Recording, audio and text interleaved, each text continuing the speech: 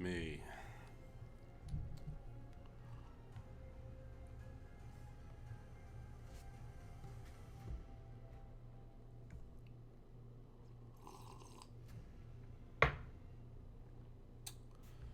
Yes, indeed.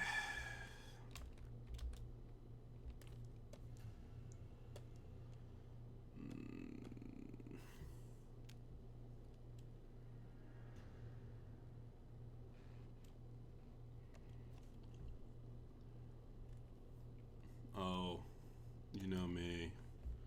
Terrific, as always. Always.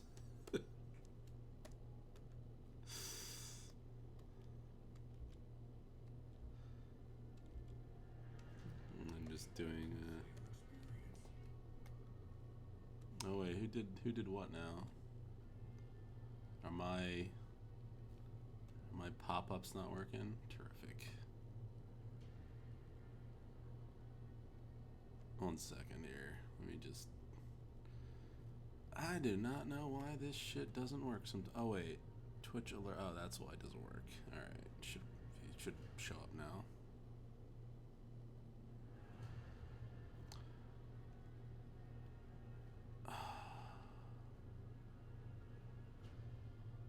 All right, all right, all right.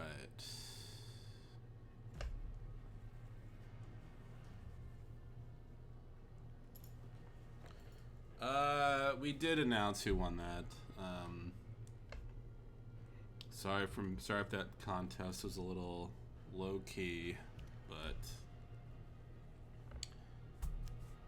I don't know. We got through it.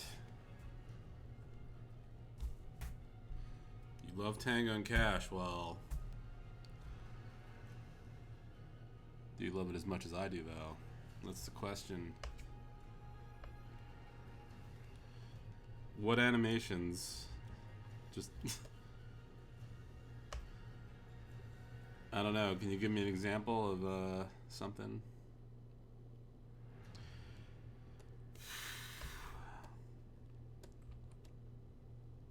I mean, a lot of it. I don't know. It's hard to. It's a big question.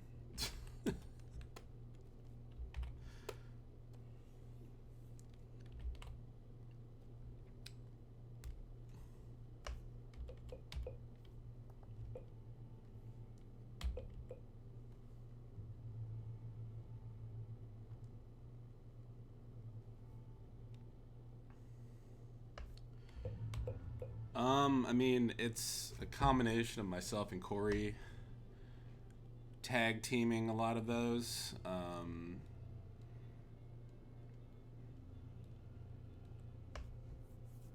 Plus how we do it. I mean, Corey will generally, at this point, like how we do things, Corey will rough out something and you know, he doesn't always have time to like polish everything because he's got a lot to pump out, so he hands off certain things. I make a design, then we kind of talk over what he'll do. Then I give the design to Corey. He'll rough out a bunch of fun attacks and animations. Then he might just give those to Tom, like the roughs, just to see what works in the game. And then once that's established, the roughs will be sent back to me. I'll color and polish them, send them back to Tom, and then it's in the game and working. And then we kind of get Dave and Tom sort of start working on sound effects and audio for it. This thing is official. I'm just calling this thing Beetle Mom because it's like an enormous beetle with a impregnated beetle shooting out little beetles at you. I'm only working on the head right now, though. It's not a boss. It's not technically a boss. It's just kind of a very fucking large regular enemy.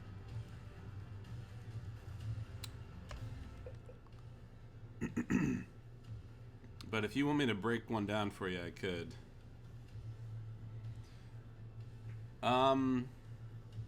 You know, I mean, you know, part of it is like making a model sheet. We don't really have very clean, you know, we don't have very robust model sheets, but we kind of just go through. I don't know. It's just we just eyeball it, make sure everything, all the animations are within like everyone's like. Sometimes we mess up. Sometimes like an animation, they'll get a little too big. Like they'll do an attack and their body will get 20% bigger than it should. You know, sometimes it's easy for that to happen. Sometimes you just sort of get in the groove of working, and somehow the thing it just gradually gets bigger as you go, and you just have to go back and shrink it down after the fact. I like cleanup, and it works well for us because Corey has a lot of fun just roughing things out, and I like getting all meticulous and cleaning it up. So it's kind of a good system. You know, and sometimes he'll design an enemy. Generally, I usually design them, but sometimes he'll design them, and then we'll just like he has an idea of what something should do in the stage, like for its attacks. So sometimes it's more beneficial for him to rough out the shape.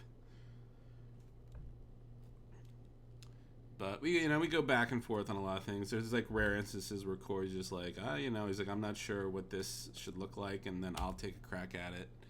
The animation of it, we just toss things around. Generally between the two of us, or me, myself, and him, and Dave, and sometimes Ivan, we come up with something. So we got Dave and Ivan. They've been doing a lot for us lately. Dave's been doing a lot of he's been doing some cleanup. He just did some recent little bit of design work, and he's doing a lot of audio for us. Right now, Chris is doing. I guess like right now, unofficially, Chris is doing all the music tracks. Right now, we have a few temp tracks from other people. I don't know if we're gonna keep those or not. If the workload becomes too much for Chris, maybe. I don't. It's hard to say. It's a lot to. But right now, like Chris is sort of like the music guy at the moment.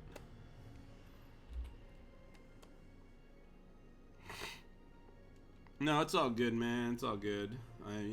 Happy to answer where I can. Stamper gonna do any voices? I'd always love Stamper to be involved where he can, but we'll see. I guess that's a big we'll see. Right now, he's taking care of some business, so see what happens. But if he did get involved at some point, that would be cool.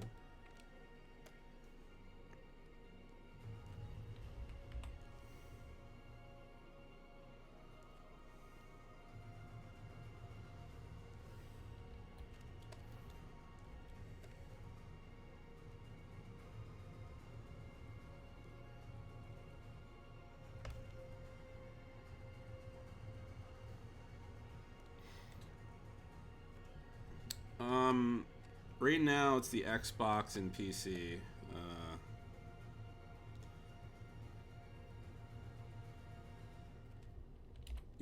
Don't give me any shit for that. I know, I would love for it to be on Switch and PS4 and all that jazz. But right now, more importantly, right now we just got to get them the most of the content done for the game before we get too hell-bent on platforms and things of that nature. So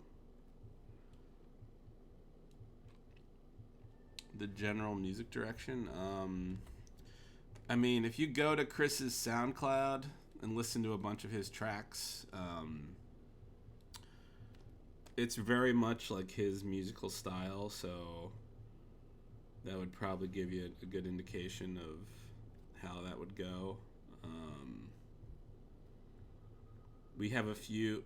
I think we used a handful of his older tracks in the game that worked well, like stuff that he made that wasn't being used for anything. Because he does a lot of music for fun, and we just plugged in a bunch of them in random spots to see what would work, and a few did work pretty well. So,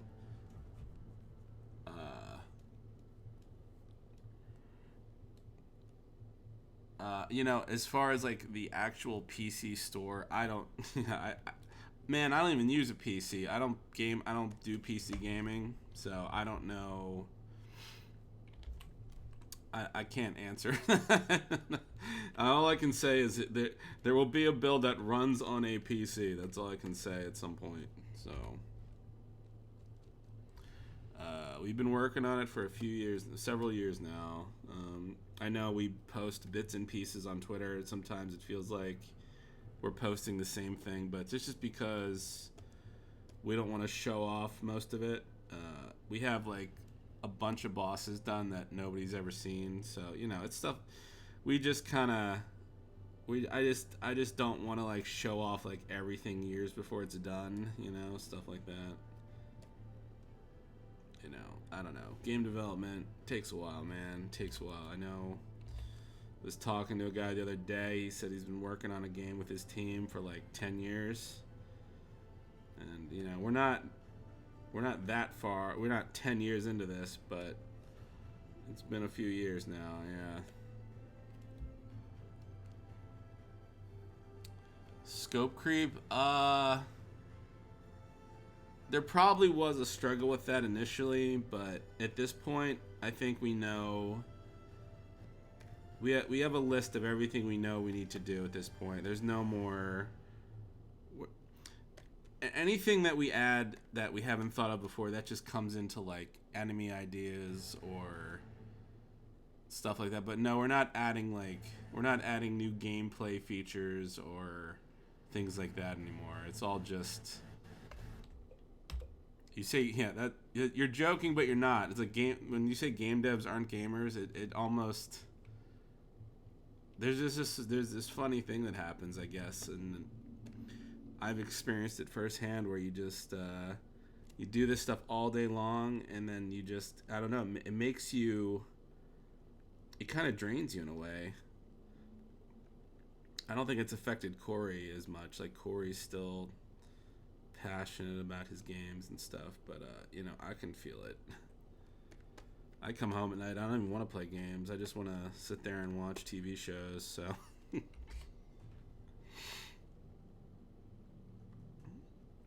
has Tom ever gotten on your tail for messy cleanup work? No, I mean,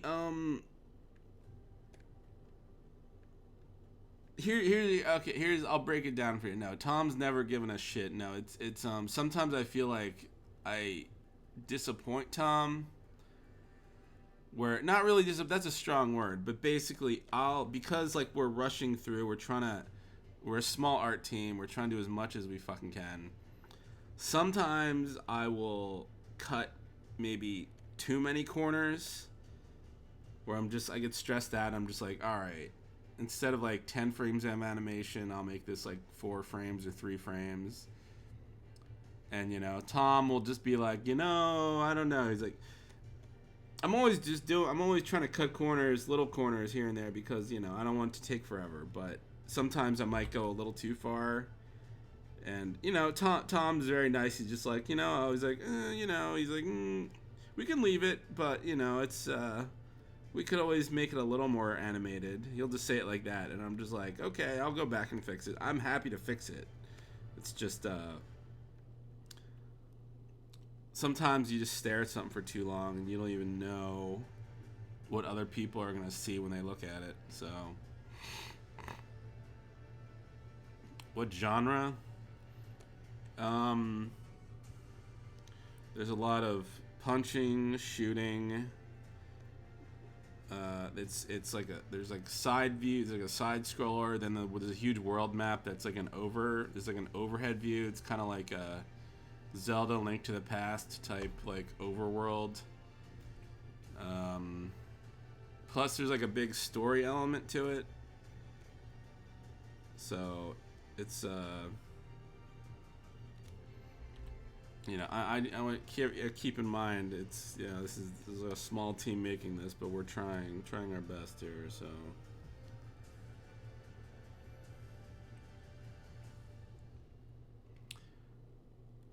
you can do with a lot. You can do a lot with less frames, but like for example, with this head, right? Like, this head could have just been one frame bobbing up and down, but I've decided to, like, make it rock back and forth.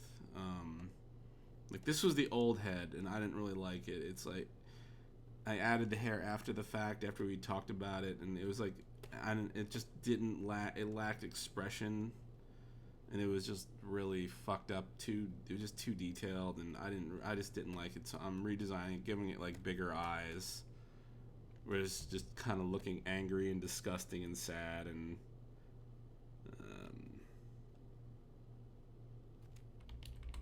I don't know. We'll see how that goes. Sometimes, you feel like time is wasted. Sometimes some things just don't work. Sometimes you spend a lot of time trying to fix something and it just never feels like it's working out.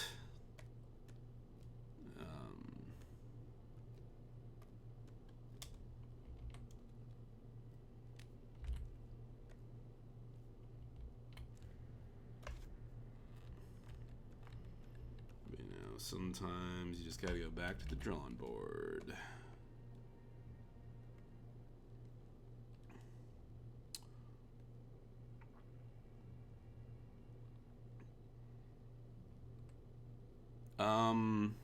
I have dabbled in sprite work. I actually did a lot of it for this one particular game. I've showed it off on stream before. I'll do it I'll show it again some other time. But it was a lot of vehicle sprites. It was a Flash game, but there was a ton of pixel animation. What do you think of people comparing this to Castle Crashers? Well, I certainly don't have a problem with it. We're not, people love Castle Crashers. This is definitely different than Castle Crashers, but,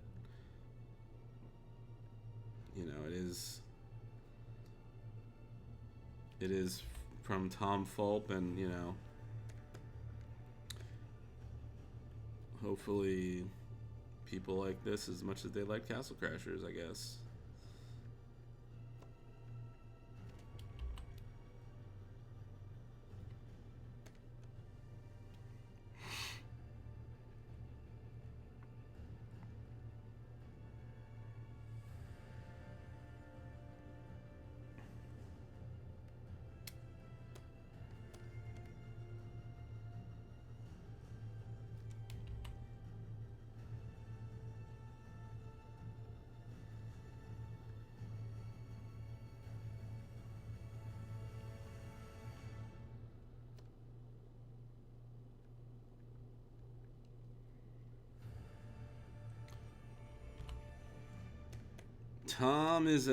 Tom's a great dude.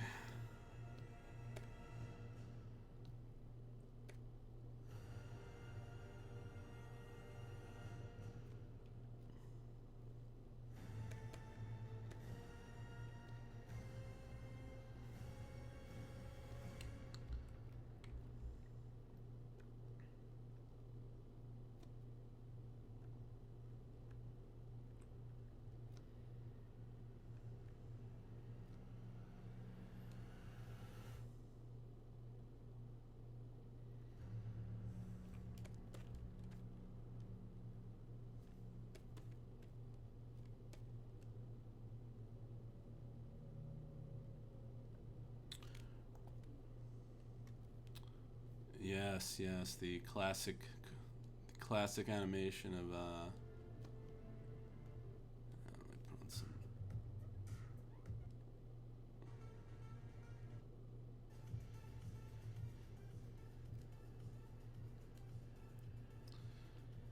yeah, not many people get hired to work on a project after they animate their after they animate their future boss like blowing somebody like Corey did. So that's a funny story. That'll go in a book one day.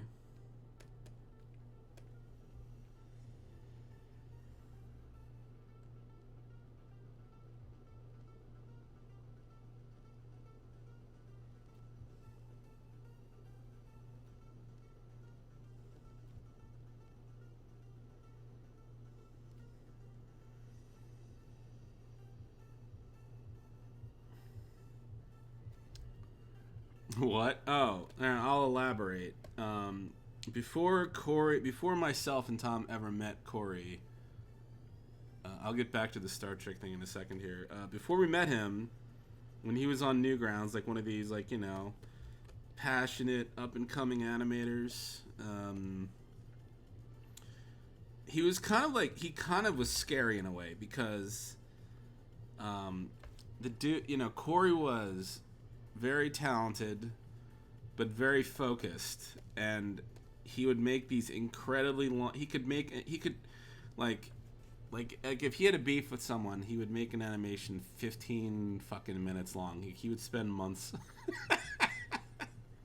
he would spend like months on something just to like just to bust someone's balls, and it was like, that was like scary to me. It's like, there's one thing about like humiliating you somewhere like in front of a bunch of people, but Corey was like, all right, I'm gonna make fun of you in front of millions of people, and I'm gonna make it really well animated and hilarious, and there was something very scary about that. And before we met him, you know, he would do this to a few people, and I always laughed. I'm like, this is funny, but I'm just glad I'm not that person.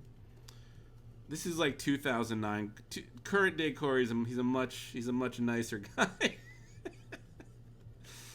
But before we met him, he animated this cartoon. It wasn't like malicious, right? It wasn't like a malicious thing where it's like, oh, I hate you guys. It was just more like, it was actually very hard to it was very hard to infer what the intentions were. It was just more like, it just, me and Tom showed up in the cartoon and started blowing each other. I forget, if any of you have a link to it, you can feel free to post it. I forget which one it was, but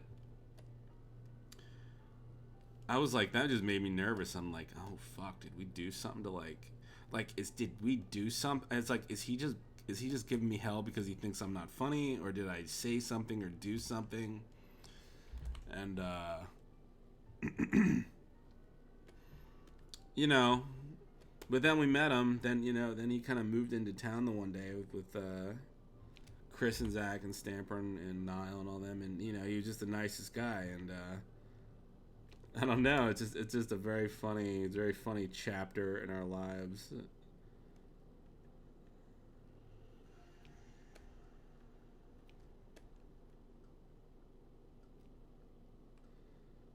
And, you know, he was just like, oh yeah, I just did that because I thought it'd be funny. And I was like, all right, that's good enough for me.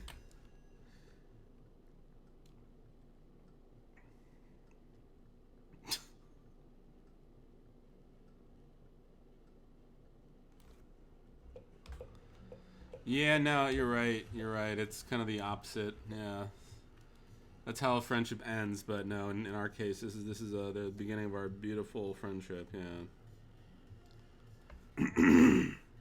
Veronica is streaming Cuphead. I still haven't finished Cuphead. How bad of a person am I?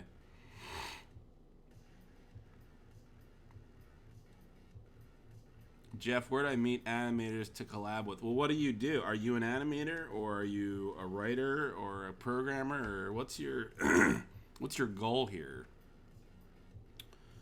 I can offer you some tips if you have a goal in mind.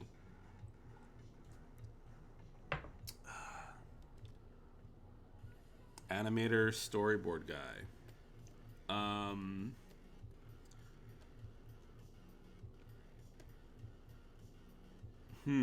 I mean, the Newgrounds forums are a good place. It's always a lot of people in there. You could also upload like a sample of what you want to do. Like maybe upload some 30-second segment with maybe some storyboards, maybe just a little bit of animation, and say, this is my vision, this is what I want to do. I mean, there are a lot of people out there. Another way to get noticed, you know, sometimes in rare instances, Newgrounds does these like big collabs, and you know, while we have to be a little more selective with who we pick, At least I'm not really. I don't really have anything to do with them anymore. But being part of those collabs can help get your name out there and say, hey, this is what I like to do. If anyone wants to work with me on stuff, or optionally, if there's anyone on, I would say reach out to people on just look around on Twitter. Reach. Don't hesitate to reach out to people. I would say just be aggressive. Just be aggressive with it. And if people turn you down or don't reply to you, don't worry about it. Don't get your feelings hurt. Just keep pushing forward. I would say just find people similar interests or skill sets and just say, hey, let's try making something. There's a lot of bashful people out there that would like to do stuff like that, and they just they're too afraid to reach out and ask. So just be shameless. Just be nice but shameless about it.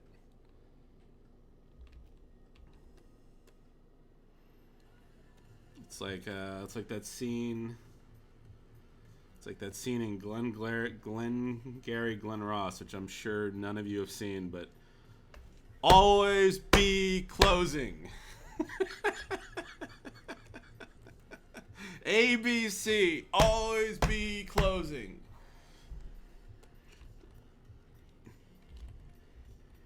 They were talking about car sales in that scene, but it's the same thing, same concept. Just always, just wear people down. Wear them down with your kindness.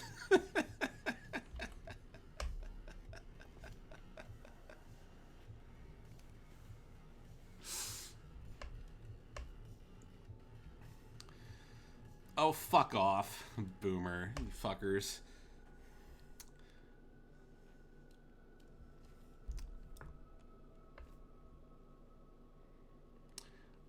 One day, you're all going to be 80 years old, and you're not going to like it. It's inevitable. It's inevitable. Did I ever finish Sekiro, however you say it? No, I didn't. Am I a millennial? I'm like on the tail end. I don't know. I don't even know. I'm somewhere between millennial and Gen X, I guess. Somewhere in that vague area of this generation of people born that no one gives a shit about. That's where I am. Anyways, oh yeah, back to Star Trek. Yeah, I'm looking forward to that. I am looking forward to that. I kind of grew up watching The Next Generation, and yeah, I would like that to be good. I would like that to be good.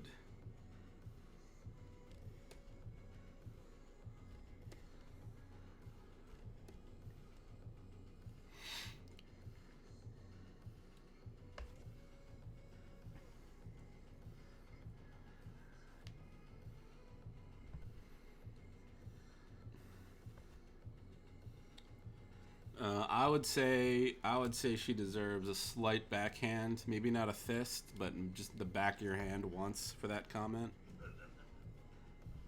Thank you, sir. You're too kind. Too kind. Yeah, I don't know. The Gen X thing's a pretty weird. It's a pretty weird zone to be in.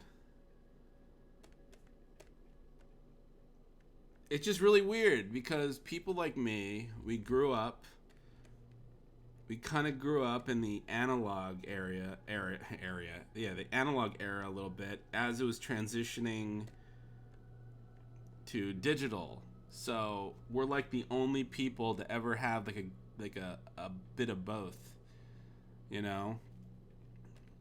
My parents had the fucking rotary phone in the house and shit like that, but then we also had a computer. So it was like a funny mixture of stuff.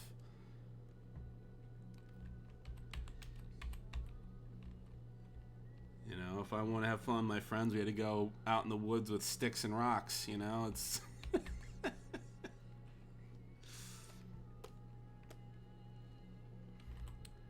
But then I got into computer games and programming, and I actually did a little programming as a kid. Like, my dad had these computer magazines, and You could copy the programming out of the back of them and make little simple games and stuff. That first animation, I don't know. I mean, I made a bunch of first animations.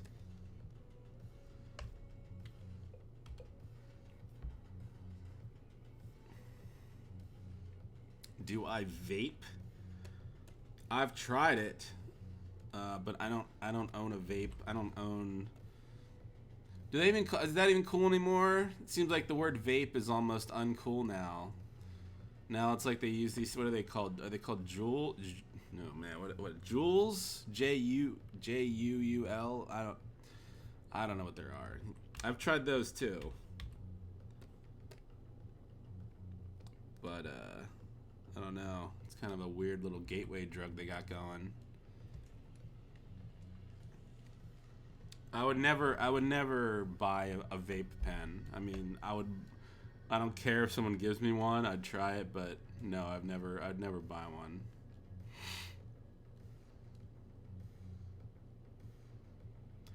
The Xerox machine tape you mentioned in an interview. Xerox machine tape. What? I don't know what I'm. You might need to refresh my memory because I don't know what that is referring to. I do not. SNUS? No, I don't. Snooze? You know, I don't keep up. It's hard to keep up with what the middle schoolers are into these days, you know?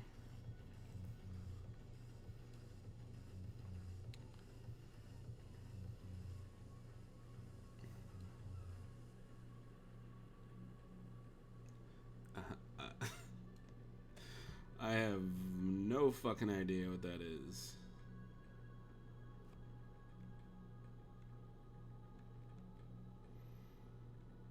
Dude, I just block out the fucking world sometimes. I don't even know what's going on. I did see John Wick 3. I thought it was pretty good. I'm gonna have the unpopular opinion. I think I still liked 1 and 2 more than 3, even though a lot of people say 3 is better. But I like them all. I like those movies. I've liked them from the first one, and I've always they just sort of hit this right note of silly personality and sort of action set pieces that I've always liked. I've always grew up on. I would say 2 is my favorite too. That's funny because I don't know. 1 is rewatchable. I feel like I've seen 2 the most. I just don't think I could watch 3 as much as I've watched 2 and 1. I almost feel like there's too much action in 3. Everyone's like, oh, it's a perfect balance, but I kind of wish it was slightly more story and stuff of that nature than 2 is just kind of 3 is almost like an overwhelming amount of shooting. 2 had some fun variety. It had like the car chases. It had the silly, I don't know, silly subway fights. It had a lot of everything, but 3 was a lot of gunfights, almost too much. Anyway, what was I talking about? I don't know what I'm saying. We actually saw John Wick. I didn't even realize it, but we saw it in a 4DX theater. I don't know if any of you know what that is, but apparently the theater way down the theater we go to, which is like half an hour from here. Apparently, it was the first theater in Pennsylvania to get this special one of these special fucking South Korean movie theaters where it's almost like a ride. Where it's almost like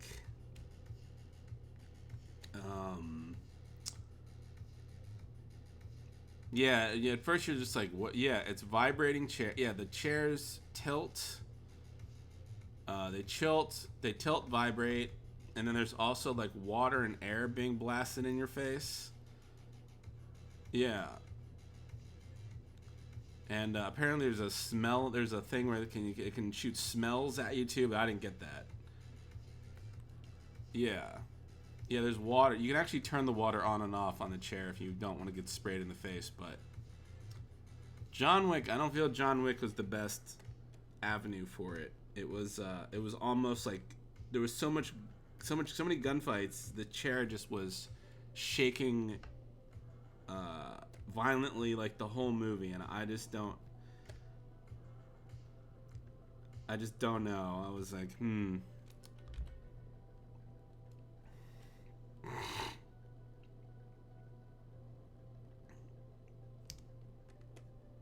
I think it might have helped if the movie was It's funny, if the movie might have been in 3D, it might have felt more immersive. But it wasn't. It was 2D. It was 2D and 4D, but not 3D. So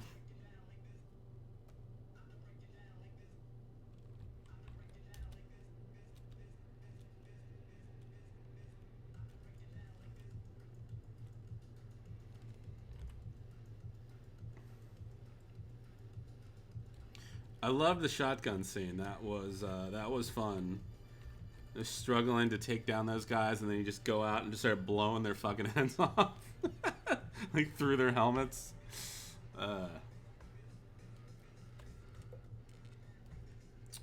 I'm curious how many. I'm curious if there. So clearly, there's going to be a part 4. I was very worried there was never going to be a part 3, but I would imagine they're probably going to do. I could see them doing 5. I think they're going to do 5 chapters.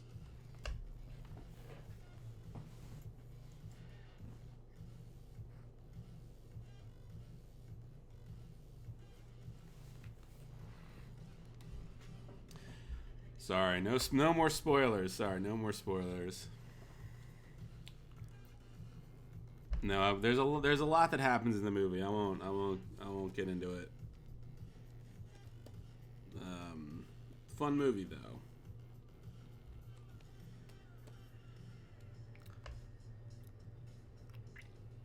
I guess all I can tell you is, third one is not the last one. No.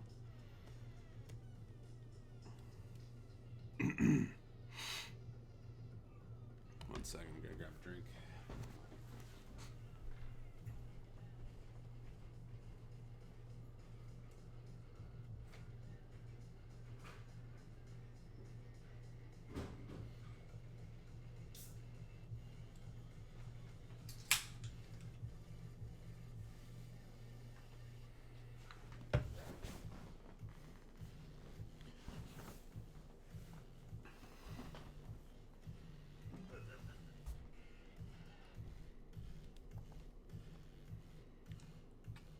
Thanks, bud. I appreciate it.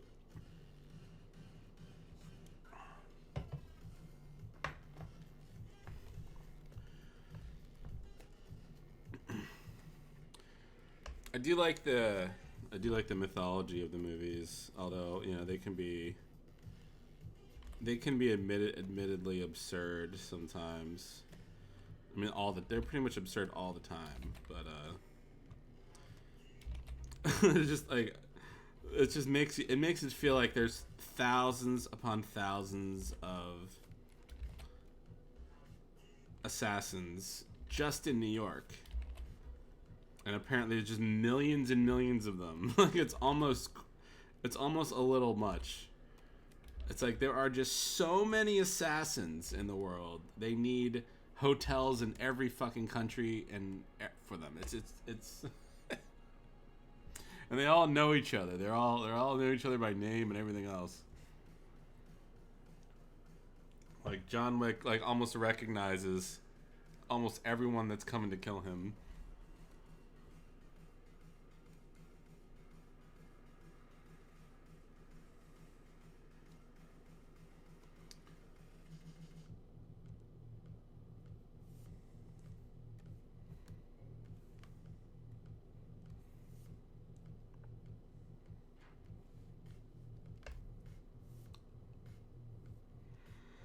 Don't spoil the end game. Are we talking about Avengers, or are we still talking John Wick?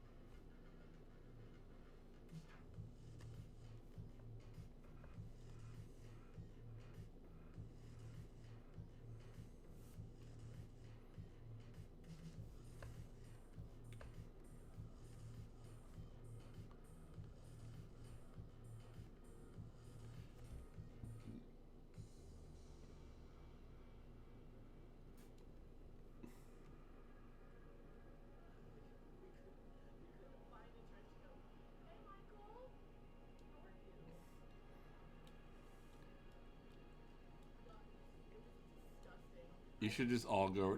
You should all go to Veronica's stream and just start posting face palm emojis. Just spam endless face palm emojis. just make the chat like fucking unreadable. Anyway, don't do that. I don't know.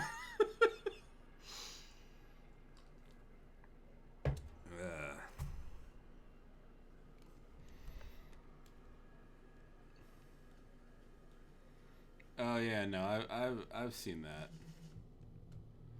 Yeah.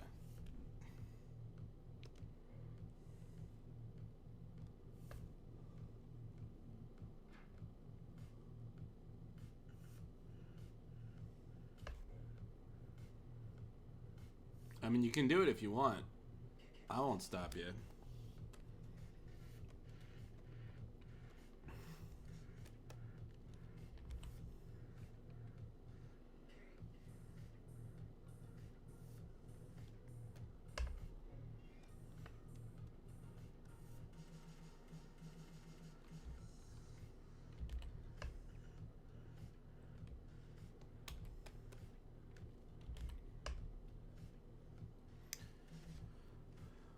It's called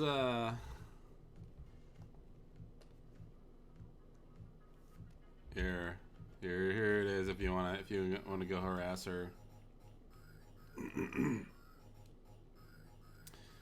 Yeah, I'd like to see the new Godzilla.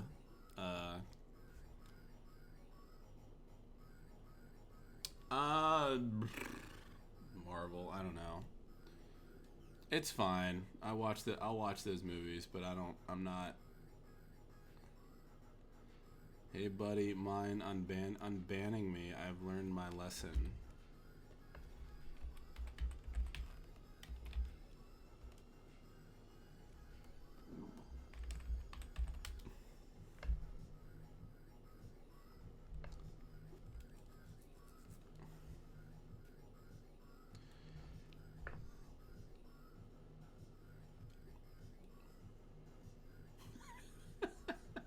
I see some face palms. There needs to be way more, honestly. Way more.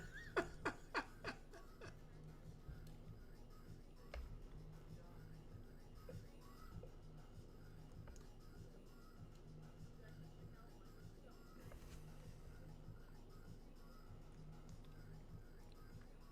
at that. Veronica just...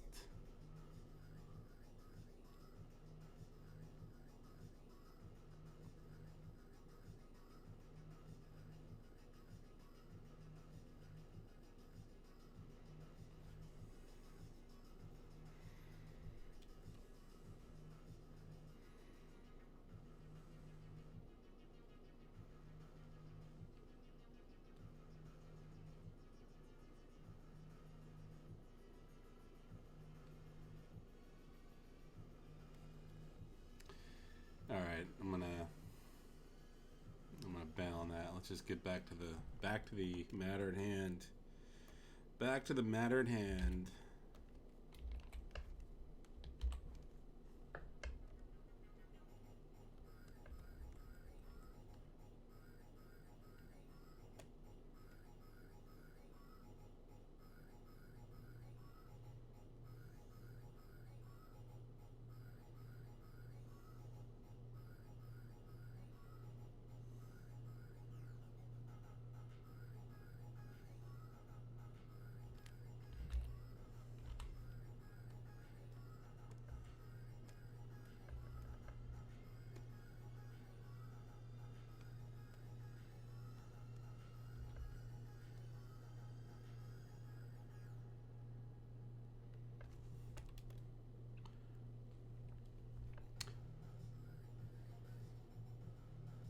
How do you what now?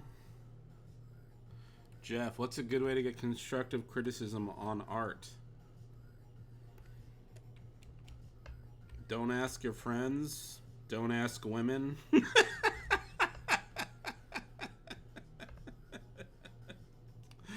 If you want to get constructive criticism, never ask a woman their opinion on your art.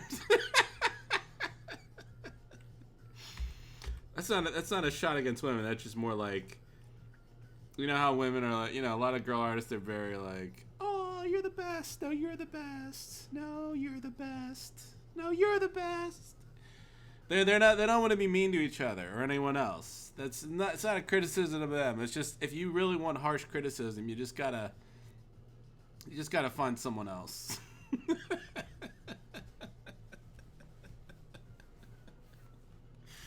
You just, you know, you gotta find some people you respect that aren't afraid to rip into you a little bit, you know. And it's not like being criticism doesn't necessarily mean being mean or cruel anyways. It's just, you know, not being afraid to say like, oh, maybe your colors need to be this way instead of this way, or maybe your like line work needs to be better, or maybe this anatomy, or maybe like your muscle anatomy needs to be worked on.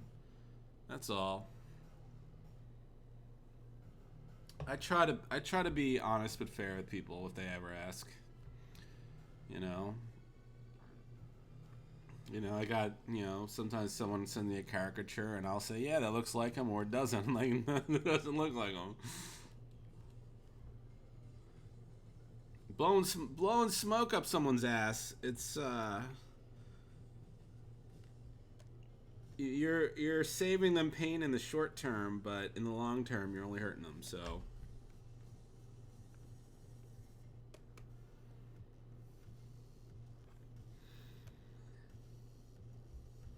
They will thank you one day.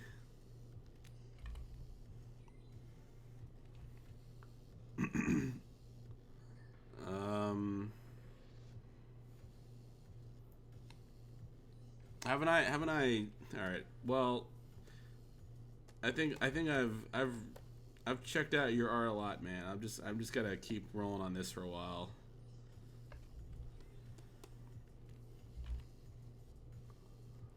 What does blowing smoke up someone's ass mean? It just means like being very, you're telling them what they want to hear. Like you're giving them what they want to hear. You're being like, you know, if someone's like, you know, you ever know someone who comes up and they're like, "Oh, do you like this?" And they really want to hear, they really would rather hear you say, "Yes, I love it," instead of they're not really looking for a real criticism.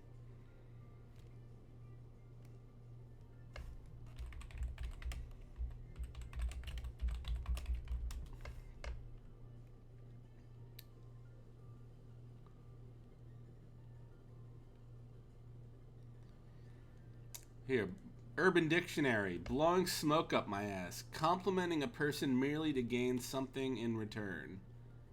That's another way to put it. Giving a gratuitous and insincere compliment, possibly to deceive. I guess that's more of a more accurate way of putting it. Like you don't really, to bullshit or lie or to tell a falsehood. Anyways.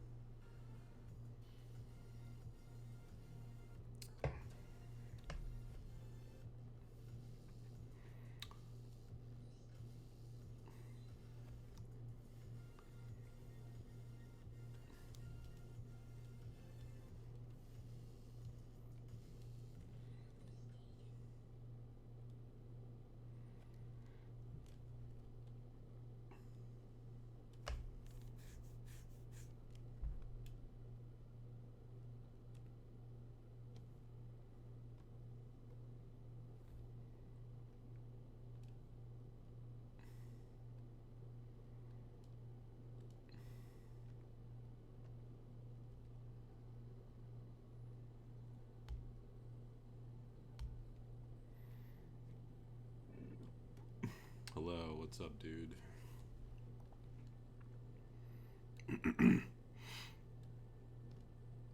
Thoughts on Death Inc.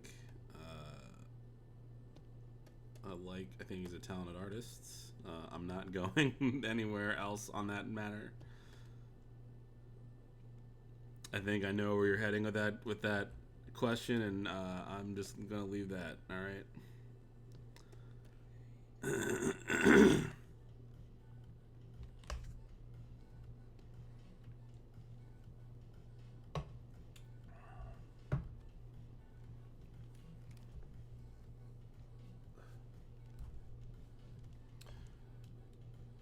Thoughts on Shadman?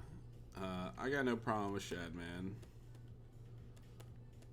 I talked to him. I was out in LA. I talked to him out there.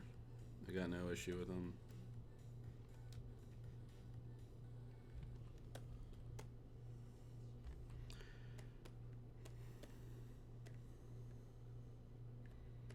Would I ever draw art like him? Unlikely. But no, I'm too tired to have conflicts with people, so don't care. Everything's fine. I got shit to do. I got to worry about myself here. The strike with the Bojack crew. I saw a picture of that. Man, that's unfortunate when animators feel like they're being bent over a rail like that.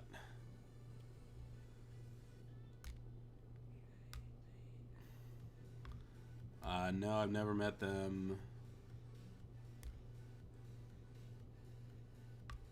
What is Ligma? Man, I don't know what any of you are talking. What is Ligma? I don't know what that is. Sorry.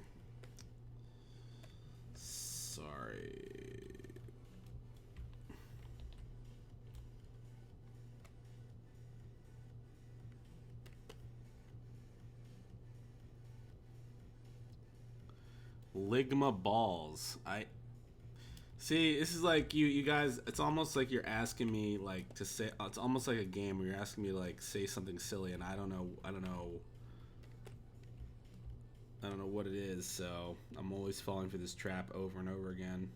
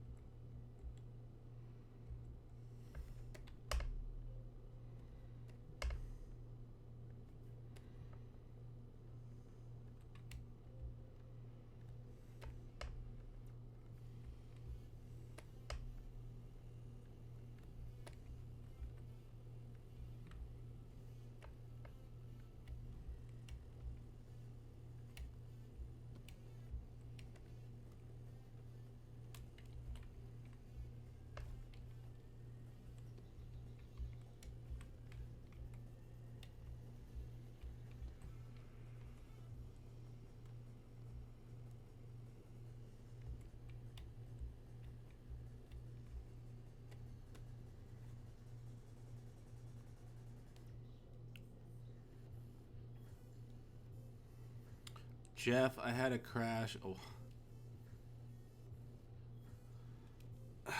Yeah, I don't know. I don't. What, you don't have the link to it anymore? I kind of clear my DMs, so I don't. It's not. I'm not saving like your files if that's what you're asking. Like I don't have your files, man.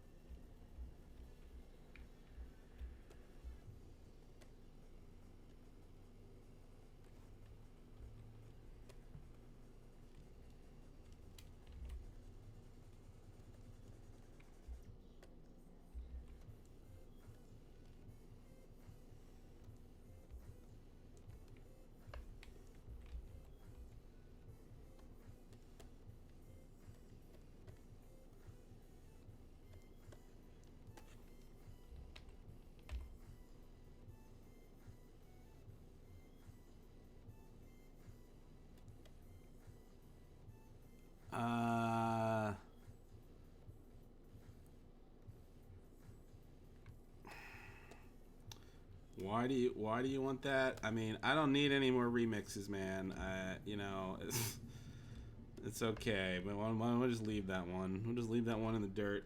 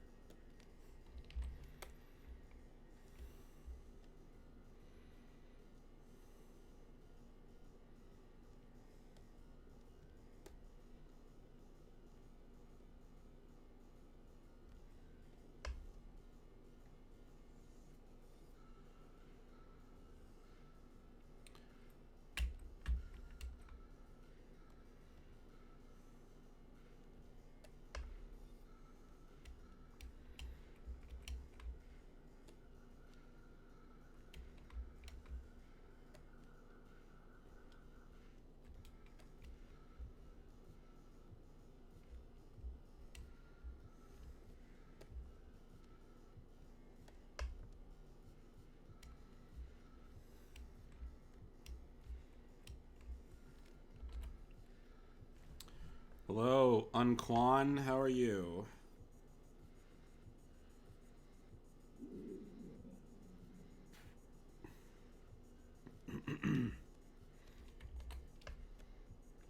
How's life? I don't like depressing stuff, so I guess I'm just gonna say no way. No way, Jose.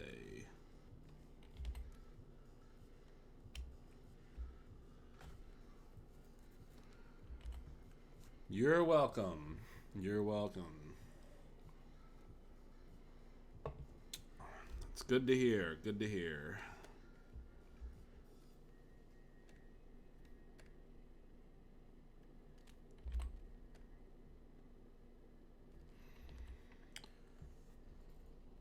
Do you ever listen to that's all I listen to music.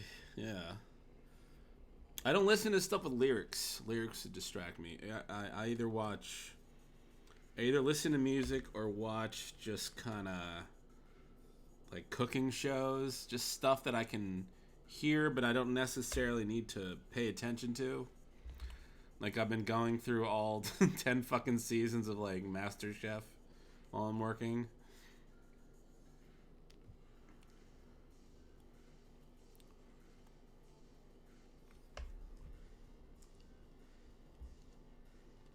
That's good. I would encourage more original content.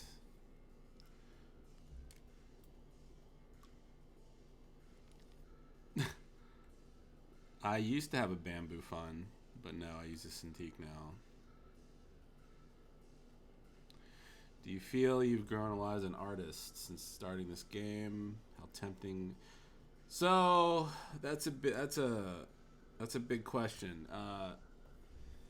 There is the temptation to go back and fix certain things. Some things we do. Some things I will fix. Other things I will let go. But, you know, that's all. It's always kind of. It is weird when you work on something for several years and you don't release it. You can see like how certain things. You can sort of see your progression as an artist. You can see how certain things you would draw differently. Like I've had to go back and tweak some things because the style of the game has sort of evolved slightly as we went. Like the character I post on Twitter a lot with the boxing gloves and like the one playable character. I've had to swap out a lot of his attack. Like a lot of his attacks were just very. They were kind of garbage.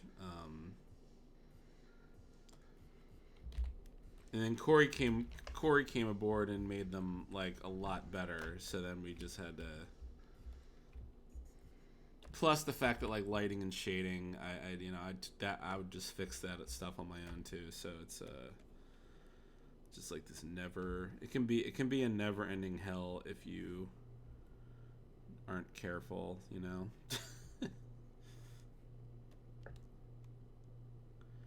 Just gotta have some restraint. You gotta have some restraint and just understand that's how things are. And there's always the next game. You just gotta let things go at some point, though.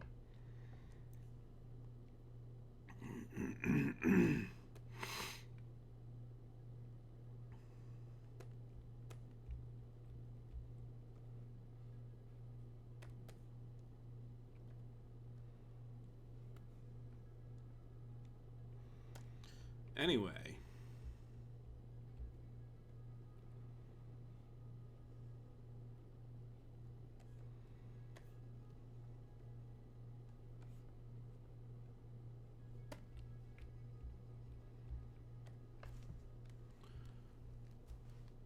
Am I going to stream more? Maybe. I always say that, but then I don't. So I don't know. It just depends on how I feel. If I'm stressed out, I'm not going to stream. But do I live with Corey? No. I work with him in the same office. But no, I do not live with him.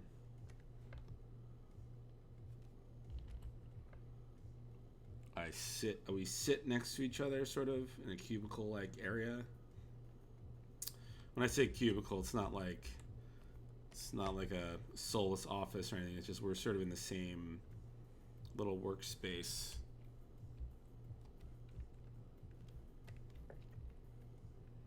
So we can like communicate better, because we're always like handing files back and forth and stuff like that. So you dig? You know, some decoms. I don't know. I don't know what that is.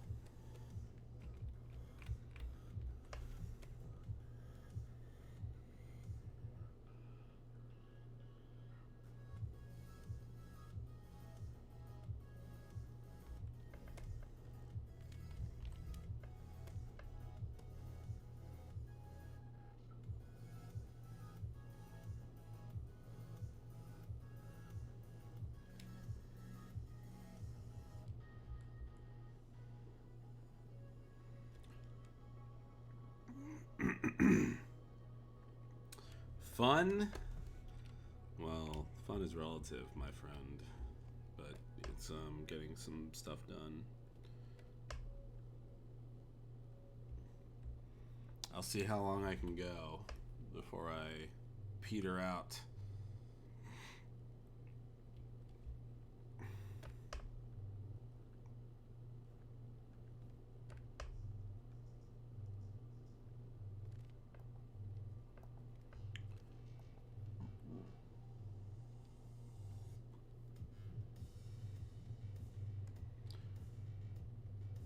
The jams.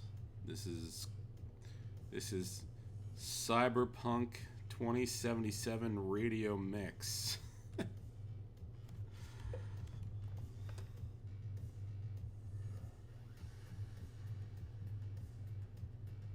This is annoying. It's like this subtle, it's like very subtle head tilting going on here.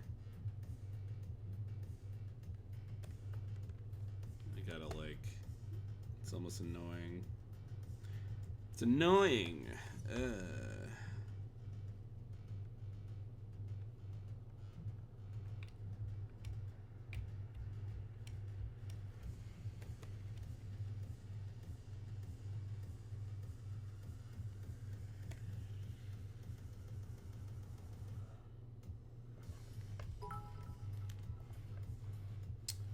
Thanks. Thank you. Thank you. I appreciate it, man. I appreciate it. I love my I love my little purple crystals.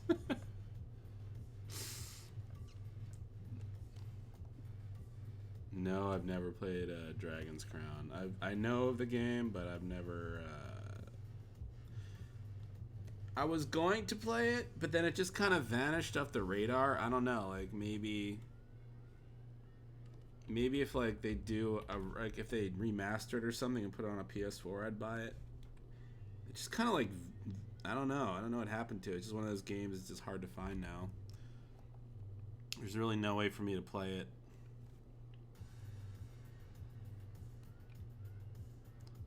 Do you ever paint? Not. I mean, well, maybe like 2 years ago I kind of get anxiety just doing all digital shit all day, and I needed like something else to do, so I bought a Metal Gear Rex model, and I built that, and I didn't really paint it, but I detailed it. Like I roughed the whole thing up with sandpaper and just sort of gave it like this worn look, and added the decals, and you know, it's not, I don't know if it's something a professional model builder would be impressed with, but it was something to do with my time. So I kind of just did that for an hour after work for like 3 weeks.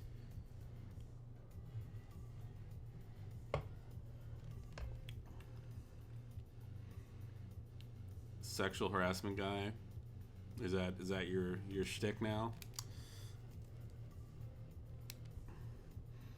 I will say, this is the frustrating thing. I wanted to buy, as far as like painting stuff, I was kind of getting interested in, I put money down on this, what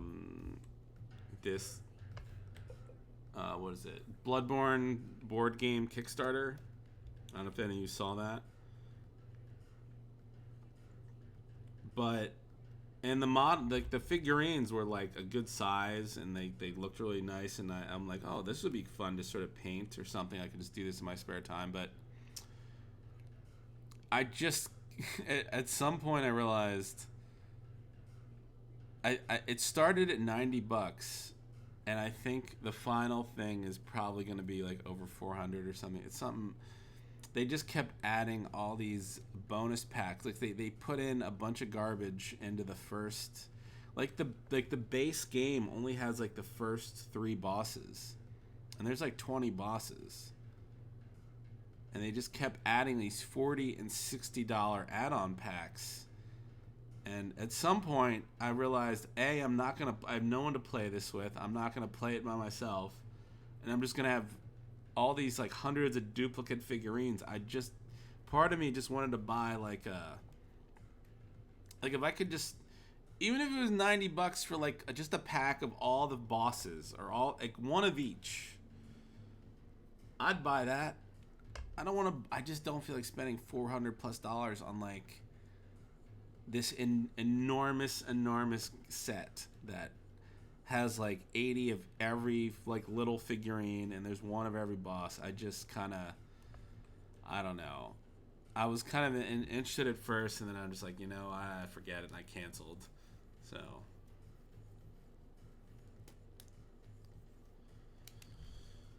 yeah. Oh well. Oh well.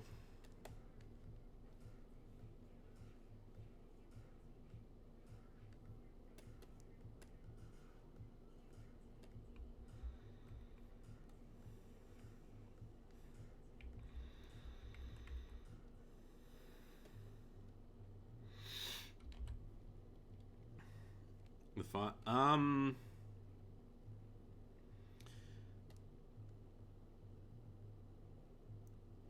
I don't know yet. I'm tempted. I'm almost tempted to get that when it comes out, depending on some factors. But like I loved the original Final Fantasy VII. Like that was really like a mind blowing game on the PS1. But I don't know. I just don't know. I don't know if I'm into these enormous RPGs anymore. I just don't know if I have just like 80 to 200 hours to dump into these games. It just kind of almost feels like you're just going through the motions with them, and they're just too long.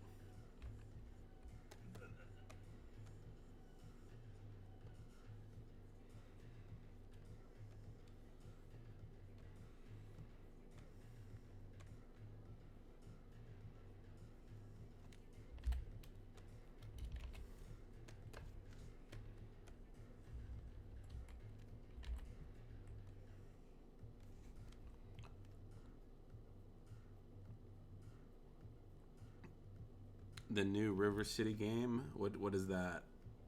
River City. I mean, there was one a few years ago, but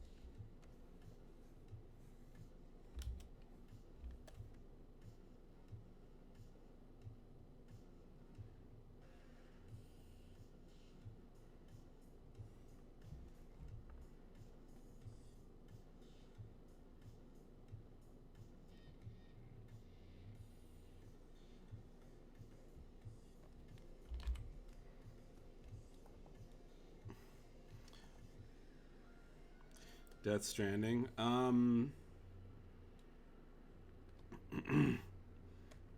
mean, I love the Metal Gear games. I've always liked what Kojima has made. I guess like my only frustration is I wish I hope there's just a compelling story. right now, I know people are pretty much just this, like, they're just kind of in this state of mind where it's like, well, of course it's going to be amazing, you know. It almost kind of feels like, to me, like a situation like you know, like the Matrix in the Matrix 2. You know, like the Matrix had a really tight storyline. It's like the studio kind of like reined them in a bit and just helped keep them focused, and like they keep this amazing movie, and then they sort of free reign to make Matrix 2 and 3, and it just kind of, it got a little too deep and weird for its own good. It just wasn't. It just didn't have like the compelling. It just didn't feel as compelling as the first one. But that's kind of how I'm. That's what I'm like concerned about Death Stranding. I don't know. We'll see though.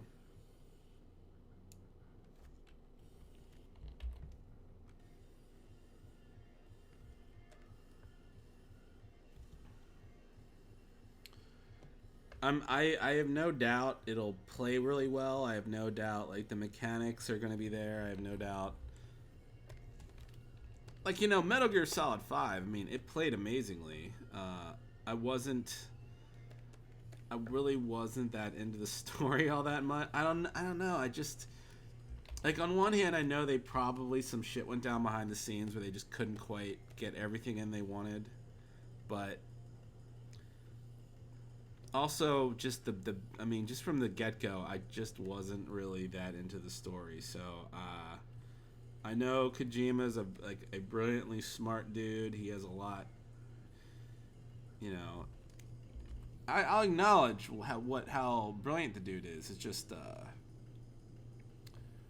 I don't know. We'll see. We'll see, I guess. I'm sure the game will be fun regardless.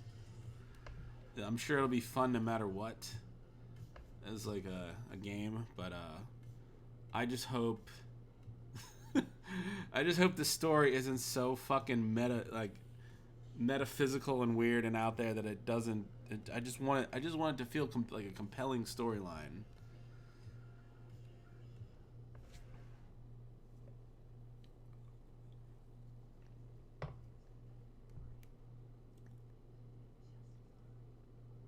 No, being critical of Kojima is a very touchy subject, and I get it. I love Metal Gear.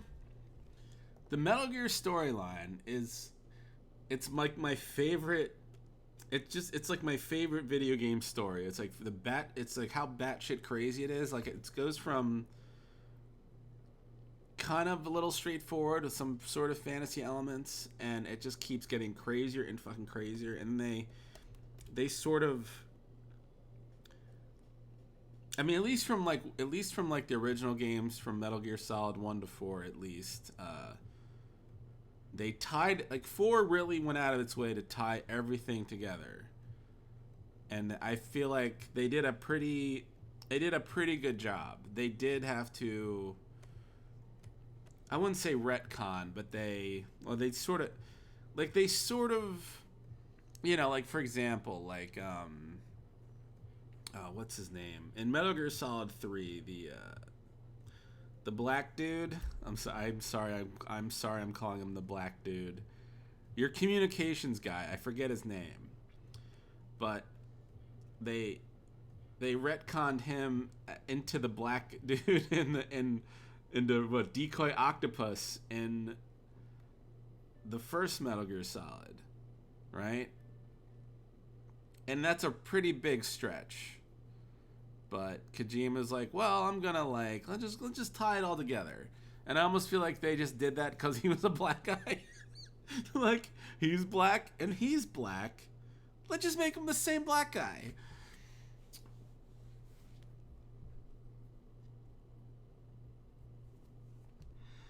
But I still appreciate that they did it. They tried to do it, and I feel like they were like 90% successful, right? So, I dug it. There was some crazy shit with the nanobots, nanomachines that got a little. I mean, I feel like I don't know if he would have changed some things if he saw the entire storyline at once and what, like having I'm forgetting everything now. Having Revolver Ocelot get taken over by like Liquid Snake with his arm. The whole arm thing was that was a hard pill to swallow from like day one, but they did try their best. They did try their best to explain it, but I'm still not I'm still not completely on board with that one. But overall, I love the whole thing. Anyways, I can forgive it.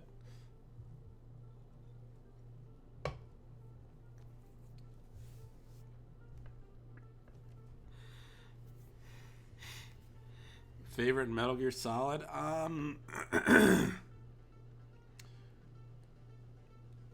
That's a tough one.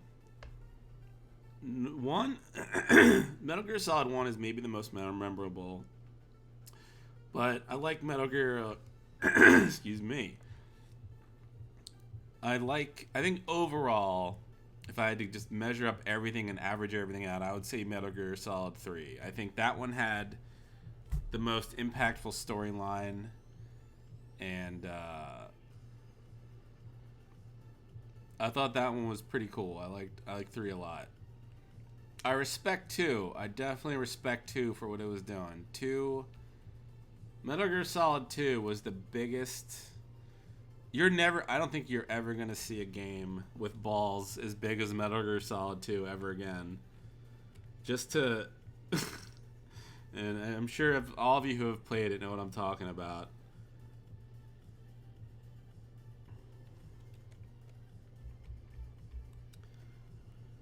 But the fact that they were able to hide what that game really was, it's amazing to me.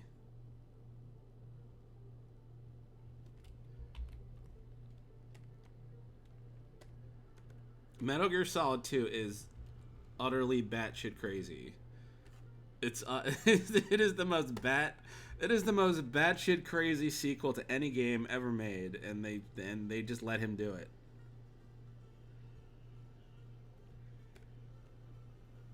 And you are never going to see a game like that again. You are never going to see a sequel to a popular game be that fucking nuts ever again.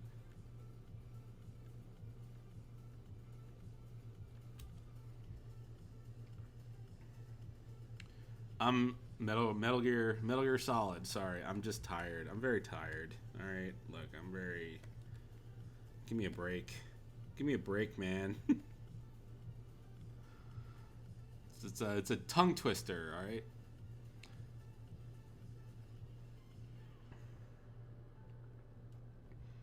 The only thing I didn't like about 3 was the monotony of the healing mechanics.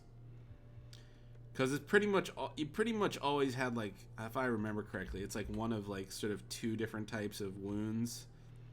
In each one, you had to go through like 4 steps to heal yourself, and it just became. There wasn't really any depth to it. It was like, okay, I have to use these 2 items, or I have to use these 4 items in a row, and it was like one or the other, and it was like, I respect the idea. Like, I'm sure on paper it looked good, but it was just kind of not the best implementation of it. But those are small potatoes. Small potatoes. Yeah, 3 also had great boss fights. Yeah.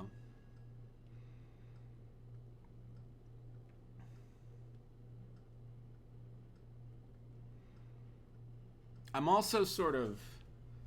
I will say too. I don't. This is a personal preference, but I'm not a fan of using actual actors' likenesses in games. Like, I don't like that aspect about Death Stranding. It just feels everyone just sort of has that weird uncanny valley aspect about them. Like some are actually, I feel like I'm being unfair saying that because some of the models look really good, and I will say it is kind of cool that they did like a young Lindsay Wagner in the game.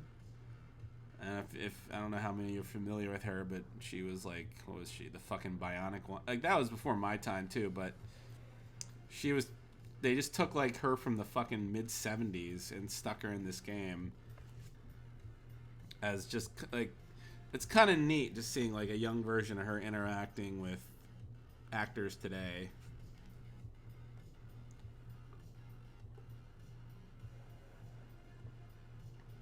But overall, I feel like. Did any of you see that movie he was in on Netflix? It's sort of it was trying to be, it was almost trying to be John Wick in a way. Yeah, you know what I'm talking about? I forget what it's called. Did Snake's voice actor change from David Hayter to Kiefer Sutherland in Metal Gear Solid 5? I will say I'm of two minds about that. On one hand, and I know some people, you know, I've argued this with Dave in our office. He is, you know, I feel David Hayter was getting worse as he went. I feel he was okay in Metal Gear Solid 1 and 2, but in 3 and 4. He gradually started, Polar, that's the movie. He gradually started to sound like a caricature of himself. He almost sounded like he was almost doing an impression of himself. And it was getting very distracting. And I feel like that voice, that voice would have not worked in Metal Gear Solid 5 very well, in my opinion. So, I mean, whether maybe they could have found someone that sounded like him a little more than fucking Kiefer Sutherland, but I think overall, I'm willing to accept the Kiefer Sutherland character.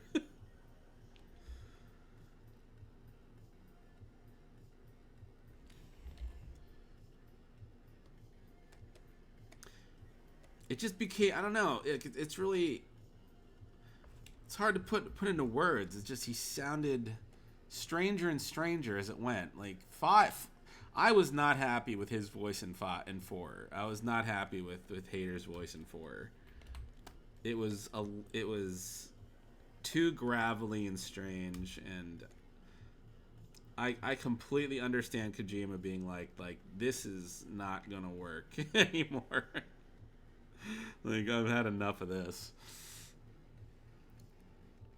And that's true. Yeah, I mean, if you really want to go, if you really want to be logical about it, yeah, it's like you know, it wasn't even the same guy. Yeah, it was the Snake in 5 wasn't even technically Naked Snake or Big Boss. It was someone else.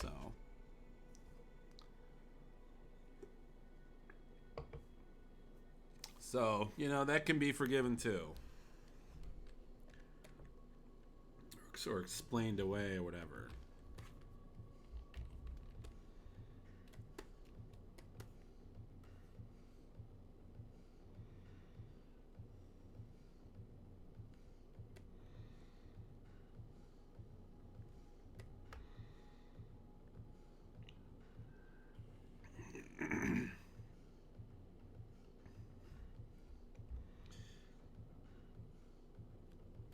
Yeah.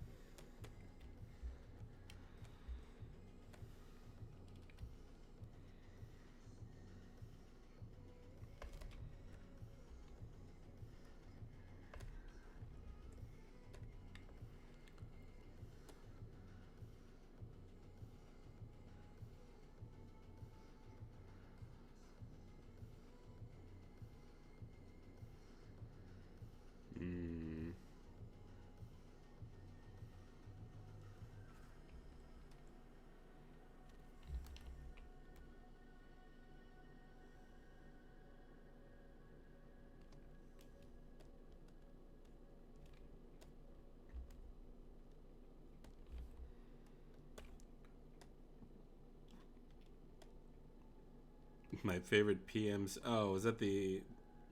I don't remember. I don't even remember them at this point. Man, that game. All those crazy commercials, like that was such a weird example of like excess. It's it's just so funny to really sort of break down. Oh, thank you for the subscription, sir. It's so funny to break down just like not just Metal Gear Solid 4 as a game per se, but as a it's just sort of an interesting exercise in what happens when you let like you just give a like a sort of off the wall creative person all the money and creative control they want and just let them do whatever the fuck they want. And just fill a game with just very unusual I wouldn't say unusual, just trying to struggle with the right word here, but you know what I'm saying. It's just like all the commercials, all the oddities in that game. It's just stuff that you'd normally never see in like something like an Assassin's Creed game or something. He's like an auteur.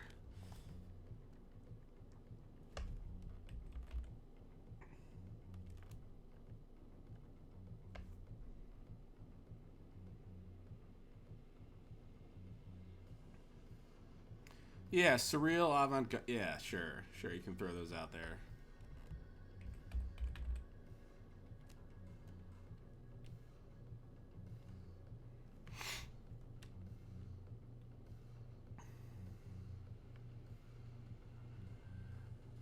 You know, you know what the saddest part is? As much as I love Metal Gear, I never even finished Metal Gear Solid 5. I never finished it. I don't know. I don't really have a good excuse. I just didn't finish it. At some point when I got to what is it, Africa, or whatever the second continent was, I just kind of I don't know what happened. I just kind of shrugged and I'm like, I think I've had enough. Now that was even before the stuff with like getting invading bases and things of that nature. Like I got really into like capturing animals and stuff like that for my base, but then I just kind of gave up at some point.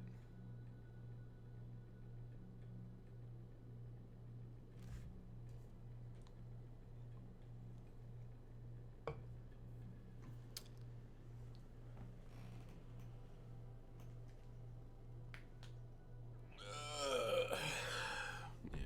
Oh well.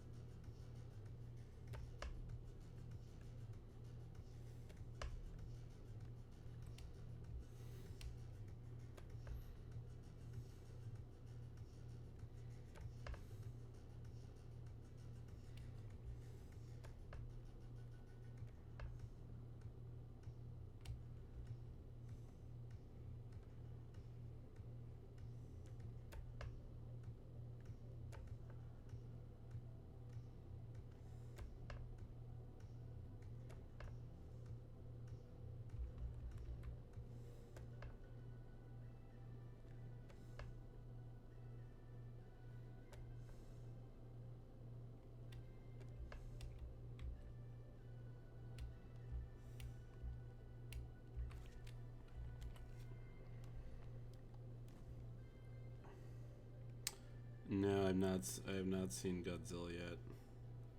Is it good? Is it everything you hoped and dreamed for?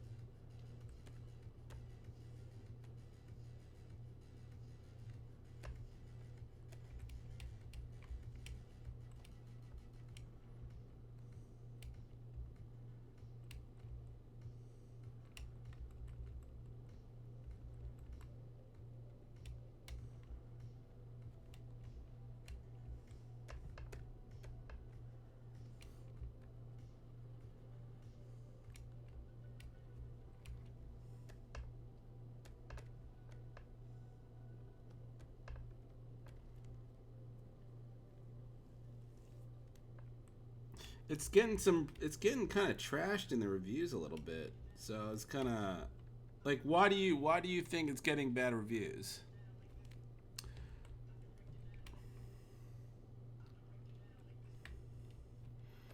And yeah, I'm not thrilled with the Terminator reboot.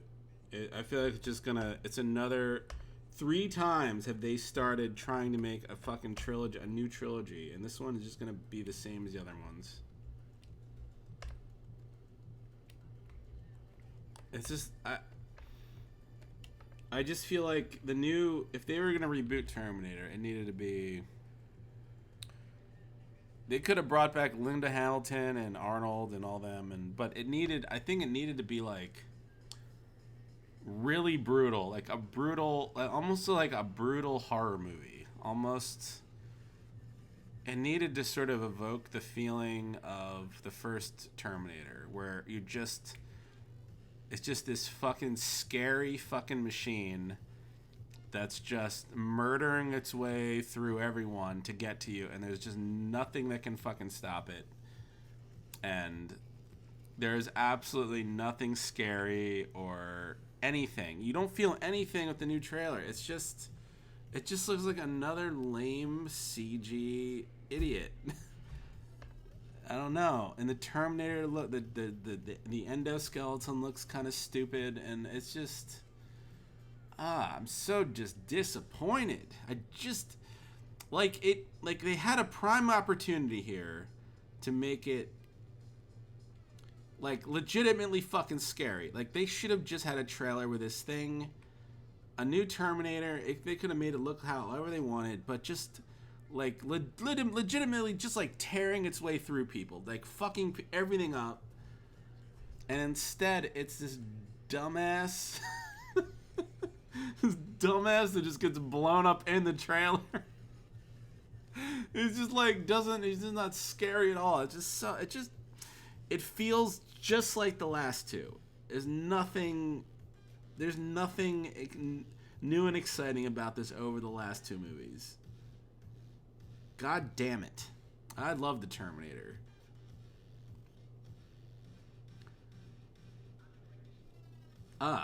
Fuck. It's like they are trying to make it like the first one a little bit. I guess it's almost like a new Sarah Connor character that where maybe it's like they have some kid. There's probably like some kid she's gonna have in the future that's gonna be like John Connor. Like, whether John Connor died or not, I guess I would bet Eddie Furlong is probably gonna show up in this movie somewhere, somehow, maybe.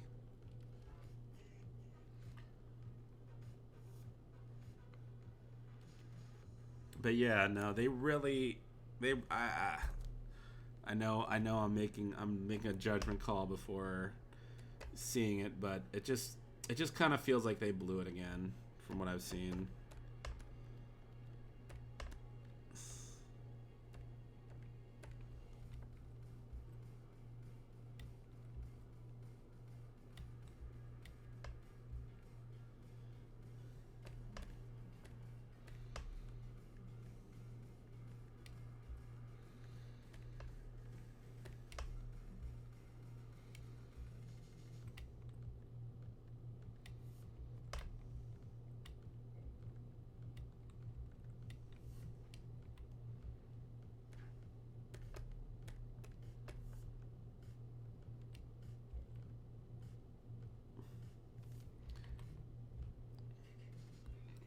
Have you ever seen Terminator 1?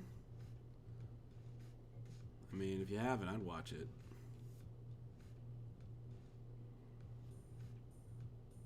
Yeah, no, and they're both good. I mean,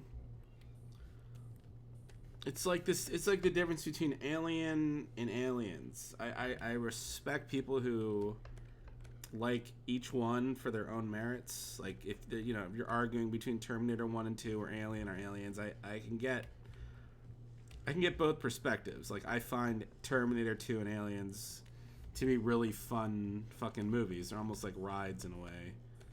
But Terminator 1 is almost like it's a more pure experience almost. It's a smaller movie, but it's really solid, really good movie.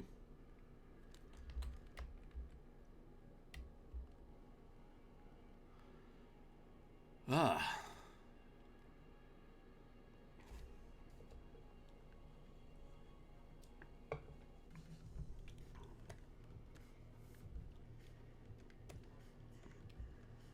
But I think we can both agree Terminator 3 and Alien 3 were... the frustrating thing, man... Terminator... Or not... Alien 3 pisses me off more than almost anything in the universe because... It's like... It's not a bad movie. Especially like the director's cut. It's almost like it's not a bad movie. But... They totally fucked everything up. They put just for whatever reason, for behind the scenes, if there was like a dispute with the actors or whatever, just the fact that they killed off Newt and Hicks, it just kind of doomed the movie no matter what. But even if you can like put that aside, if you can just forget there was an Aliens, if there was an Alien 2 or Aliens, whatever you want to call it, it's not a bad fucking movie. It's just such it's just unfortunate. It's just so goddamn unfortunate. So it's just frustrating. It's like it's hard to watch Aliens and then just watch Alien 3 and enjoy it because they just fucked up the story.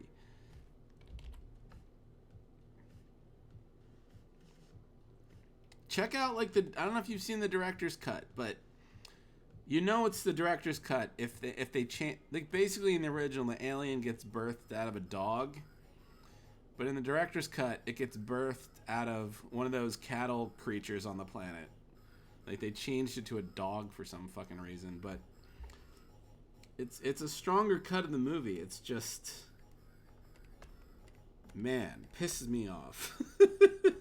It's just,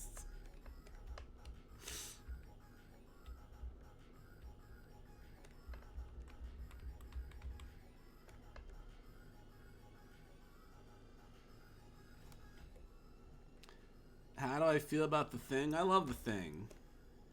I love The Thing. And the reboot was a massive not a reboot, but the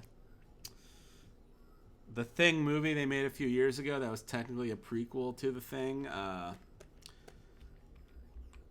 That situation pisses me off too, because those people behind that movie, maybe it just would have been maybe it just would have been average no matter what, but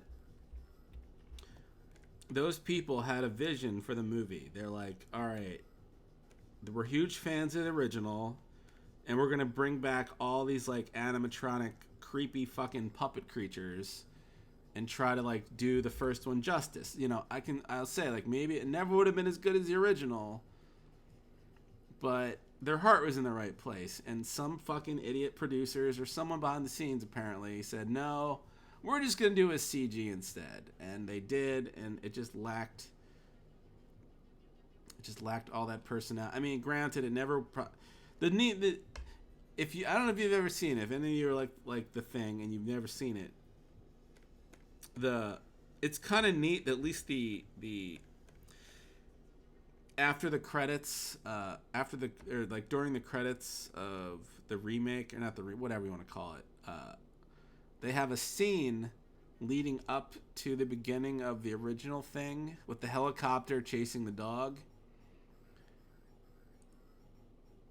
It's legitimately enjoyable because it really that matches the 1982 thing more than the rest of the movie. It's like it's a really fun sort of little prequel scene to that movie. And I think that part's like the only part really worth watching. I think the rest I don't care about. But if you've never seen that, I'd look that up on YouTube. I think you'd dig it. But that's about it. The Shining is a great movie too. Yeah, if you like horror movies and you've never seen The Shining, definitely watch that. That's a good one.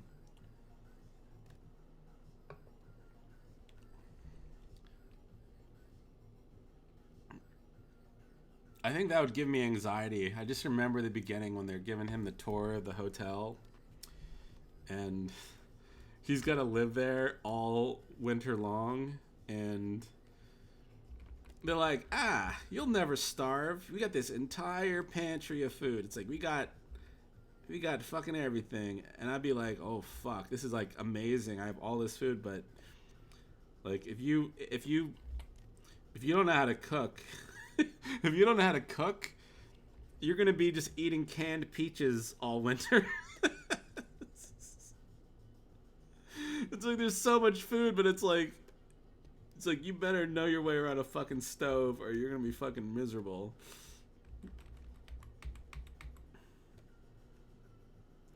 I know that's a weird observation, but anyways.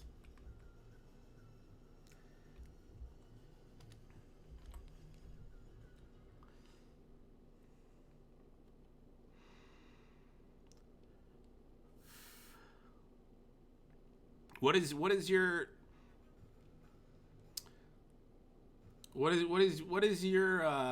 theory on the end of the movie, Matt, or anyone else? What do you think at the end of the thing? Do you think that guy was the alien, or do you think that guy was the thing, or not? When they're like around, was it like the campfire? They sort of leave it up to interpretation. Do you think the realism gap is closing with CGI? I think there's two ways to look at it. CGI, the technology is getting better, but the talent pool is being spread more thin. I think with bad, you see bad CGI, it's not because...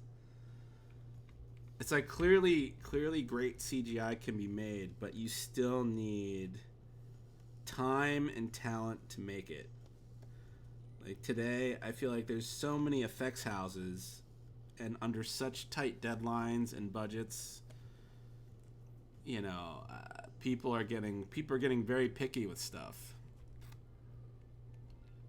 It's like I think almost literally anything could be done at this point, almost. Maybe except for like perfectly replicating a person, but I'm kind of concerned. It's like there just isn't the time to do it. It's like there's never going to be, and I don't know how long it's going to take, but I think there's always going to be like that flawed CG in movies for a long time to come, just because we need more and more of it, and there just isn't enough people to go around to make it.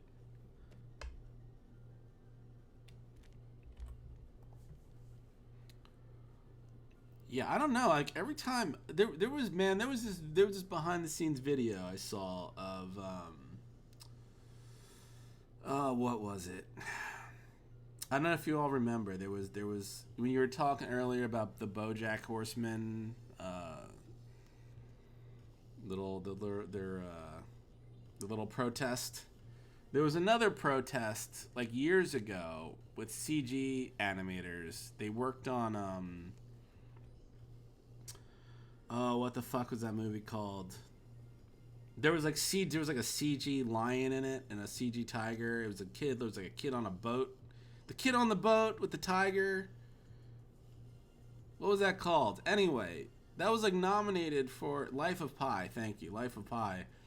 That was nominated for like an Academy Award, but the studio, the effects studio that made that, they like went out of business. They had a video of like the owner of that studio just breaking down in tears because he couldn't pay everyone what he wanted to pay them, and he couldn't keep them employed, and it was just like heartbreaking and fucking crazy just to watch that. And it's just kind of, it's like no matter how hard they work, they're never going to get like a cut of the profits in the movie or anything. It's like they're contracted to do this for this much, and that's just all there is to it.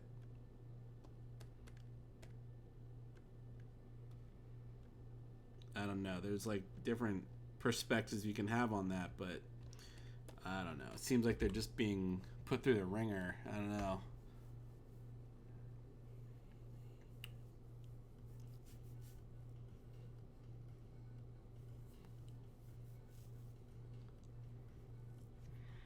Oh yeah, yeah. No, he was trying, man. He got up there, pulling his heart out of his chest, trying to get anyone to care, and they're just like, "Nah, we don't care."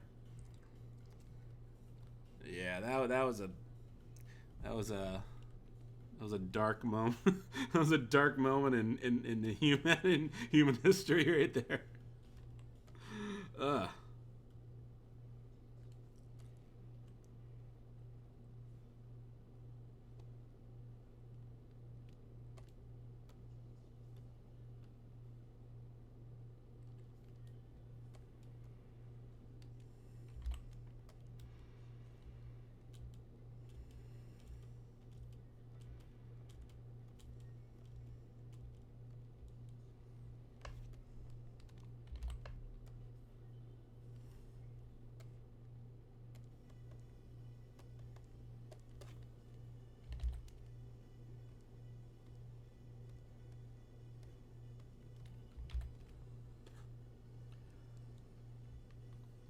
My favorite Twilight Zone episode.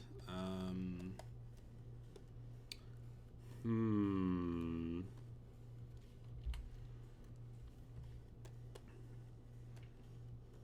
There's a lot of really good ones. I always think back to that one with the guy who survives the apocalypse. He hoards all these books and he survives the apocalypse. And he's like, finally, I have time to read all my books. And then he steps on his glasses or breaks his glasses or something. It's just, I don't know. It's just the simplest little thing like that. It's just like the littlest thing.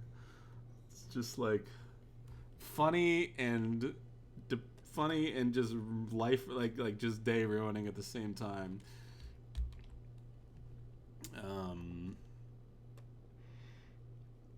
Do you like? Yeah, I like Black Mirror. Some of them are better than others, but overall, I think it's really solid.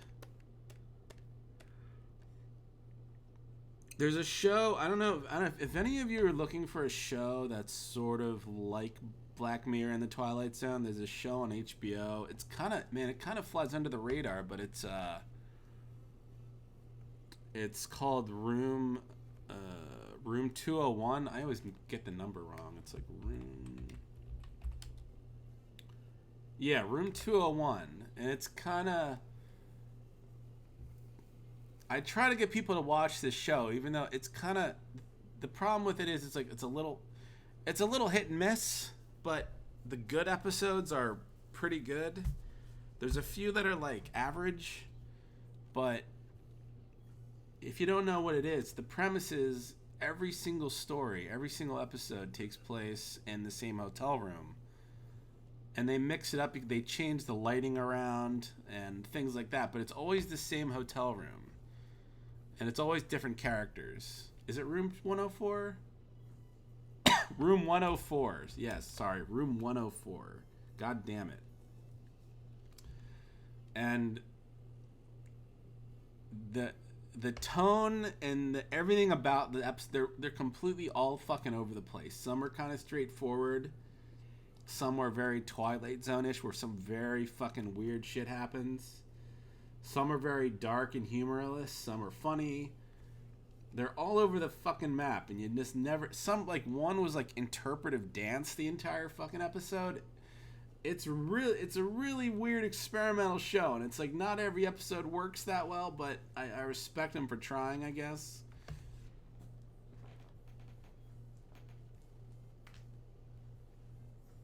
There's one that I find really funny. There's one in the second season. If you know nothing about it, I think you should watch it. It's with the Dwight. He stars Dwight from The Office, and I won't say what it's about, but I'll just say the setup is, is an older guy. He tracks down his teacher. His teacher is in this hotel room, and he tracks him down, and he wants to confront him about something like very serious. It's a very serious confrontation, and he's very upset with the teacher. And I won't say any more than that, but I think you should watch it. It's a good. I don't know why. That's a very, very fucking. Just watch that episode for me. They're only 30 minutes, I think, or something like that.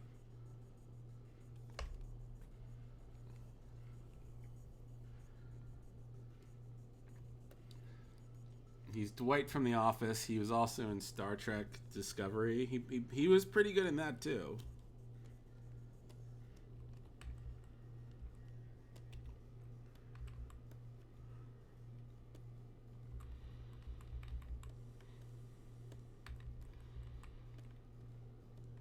But yeah, if you need something, let's need something to watch.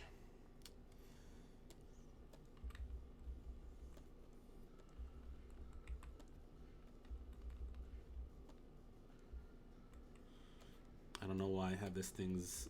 I don't know why this thing's eyeball is leaking, but I just felt like, why not? Why the hell not?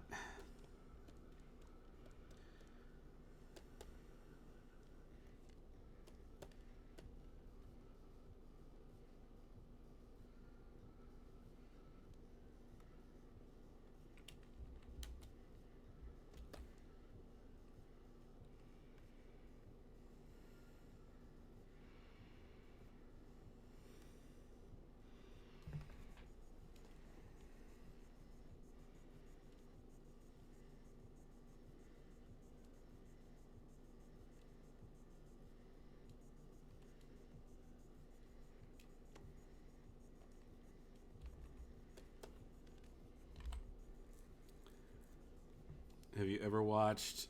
Yeah. I think I've seen. See, this is like. This is part of the. I'll show you this animation I'm proud of here. This is what I made the other day, and it's a very simple thing, but it's funny. It's just It's like this. He's got a little frying pan, and he's flipping a little skull and vegetables. I had this skull from something else in the game, and it just had all the rotations, so I'm just like, maybe he's just cooking a little human skull. Anyways.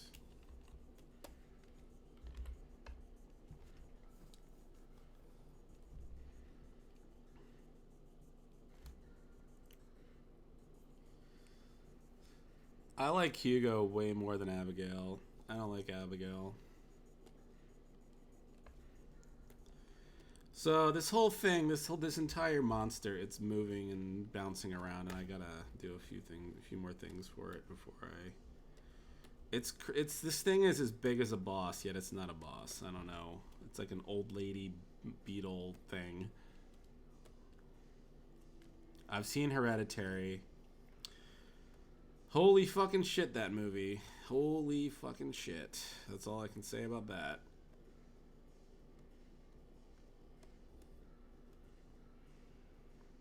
God damn, is that movie a fucking weird, day-ruining movie. Please, if you'd like your night ruined, go watch Hereditary. Thank you. Oh, that fucking car scene. Fuck that movie.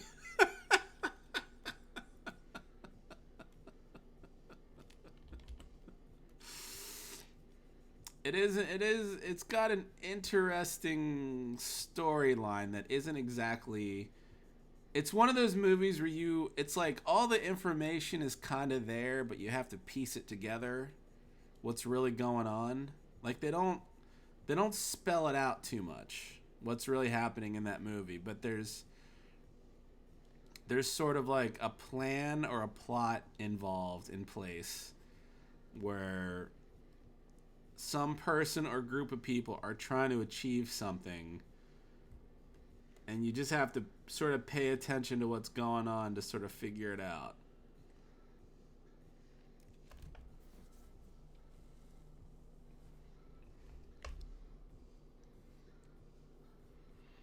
You should definitely watch it in the dark. Don't wait. Watch it at night, because there's some very. Watch it at night and just make it. Watch it on the biggest screen possible, because there are a few scenes where like very dark, literally like very dark, where you have to like see things like going on with like low light. But I saw it in the theater, man. I don't know. There's a lot of people like covering up their faces and shit.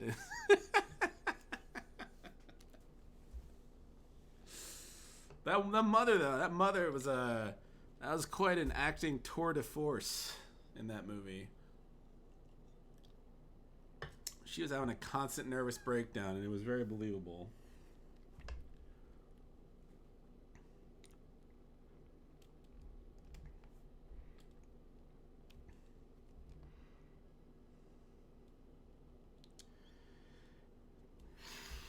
Serbian film. I don't know. Have I?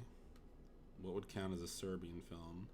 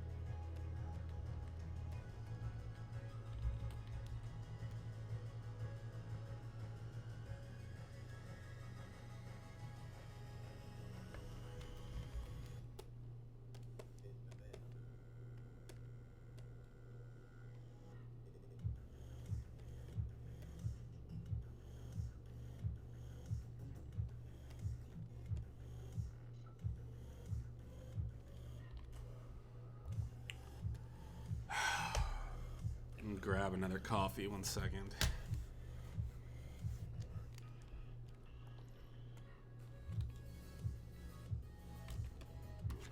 I'll leave you with the rotating skulls. 1 second.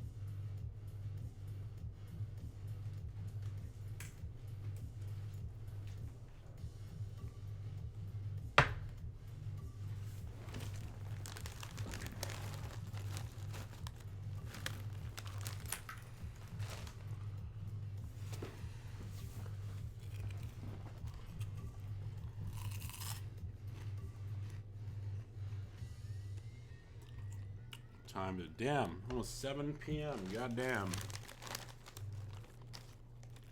Where does the time go?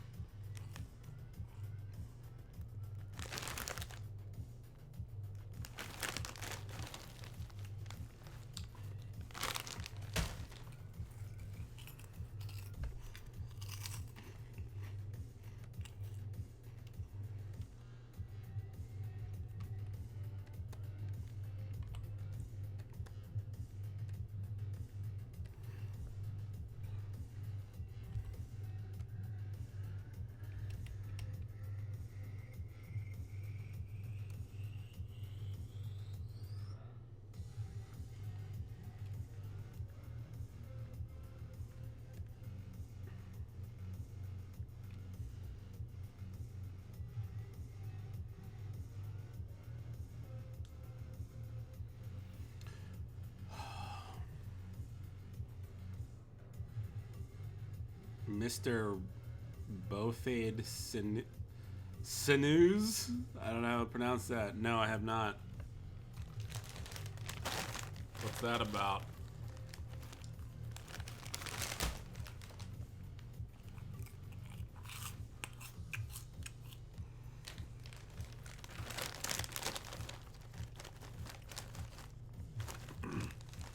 Don't mind me, I'm eating my Korean snacks right now.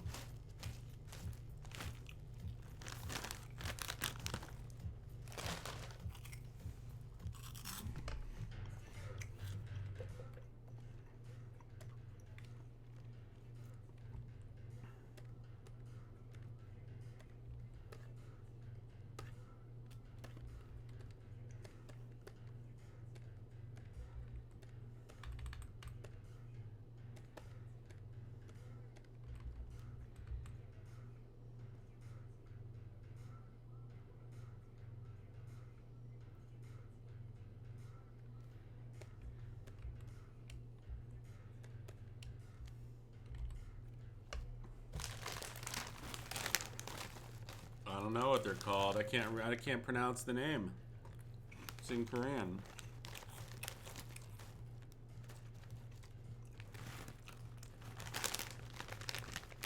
They are sweet garlic corn snacks, though. With little peanut people on the front, little smiley faces. Got me.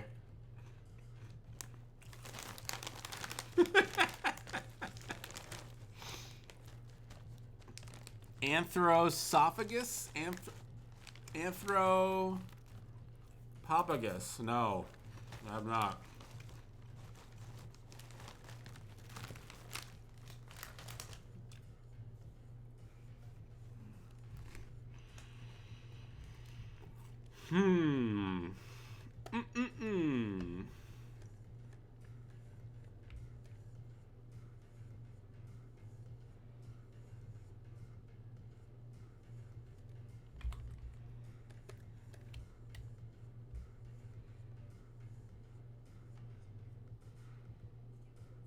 Have any of you been watching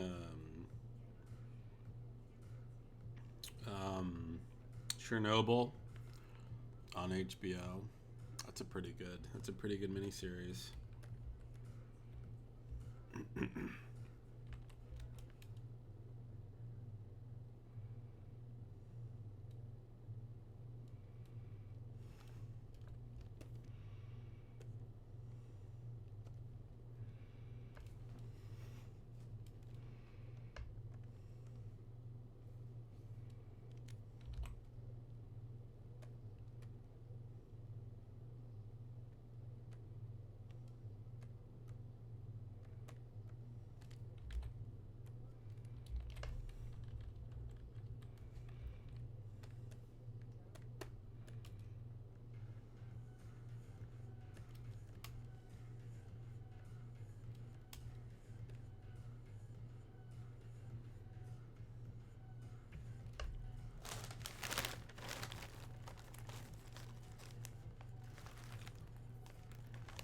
They used to live... Are you kidding me?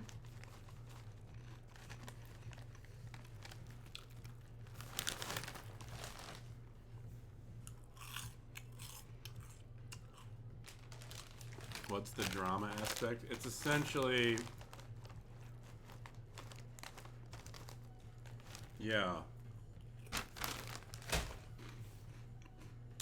It just shows the sort of aspects of the mystery of what happened, the bureaucracy of the Russian government, and the reluctance to admit anything went wrong.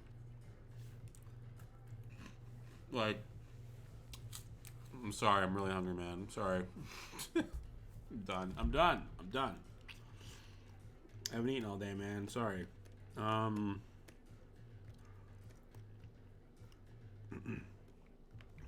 Yeah, it's really fucked up and scary too. It's just like how,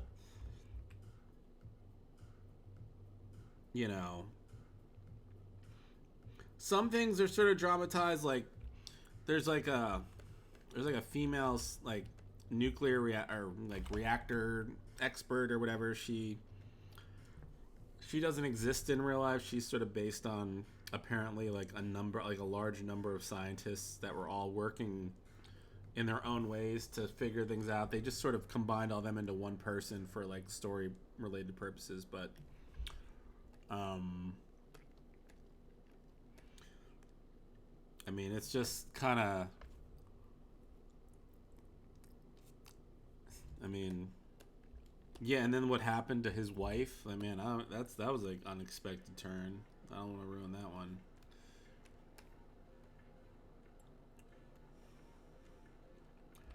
But don't have a category on Twitch? I don't. Oh. Oh, sorry. Updating. There. Art. Is art the best? What's the best category for what I do? Art? Is there see, I don't know. They kind of used to be creative, but then they added the art category. There really isn't an animation category, so art. I'm doing art.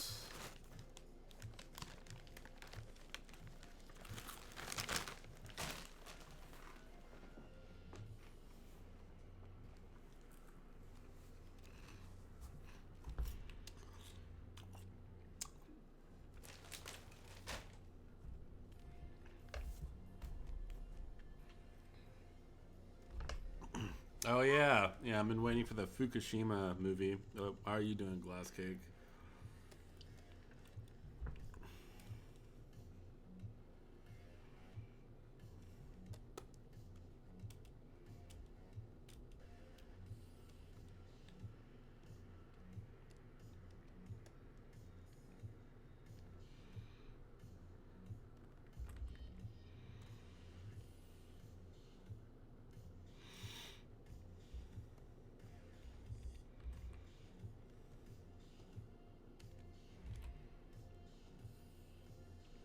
Just animating all weekend too, bud. That's all I'm doing.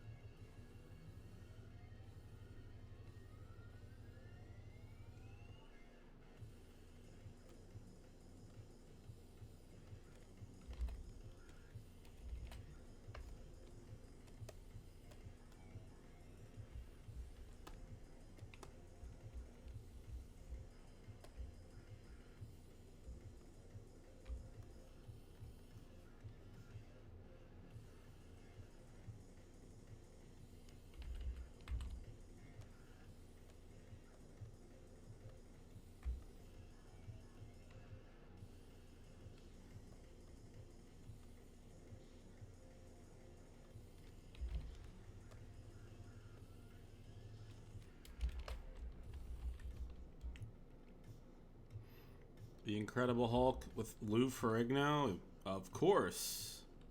I mean, who hasn't?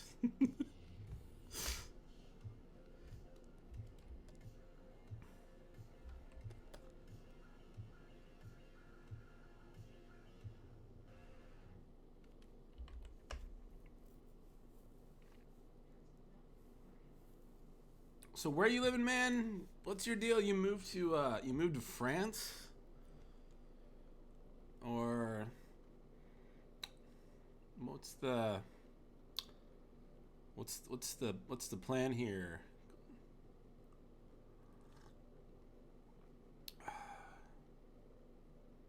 Why'd you move to France?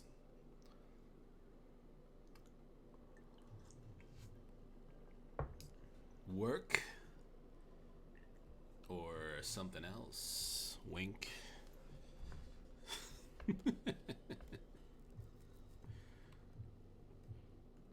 Room one. Yeah, it's a crazy show. Like I said, it's not the best. It's a mixed bag, but it's I think it's worth watching. Little column A. All right.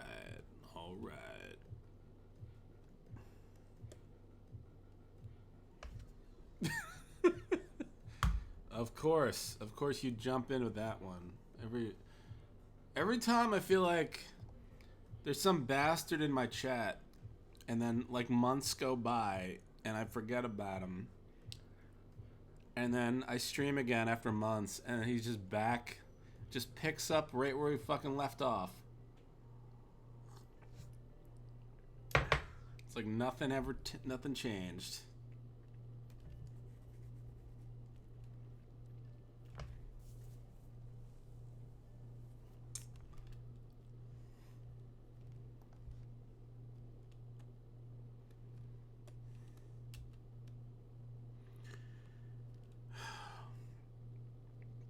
Glass Cake, would you think you'd come back again next year, or if we did another thing next year? No, he's fine. He's fine. Unquan. Just, just turn it down from like a 10 to a 2. All right. All right, Dank Man. Thanks.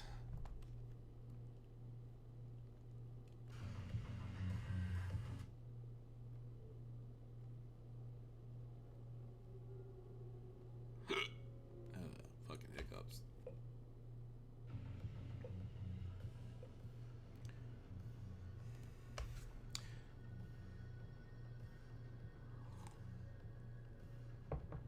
Jake and Cat Fat. All right.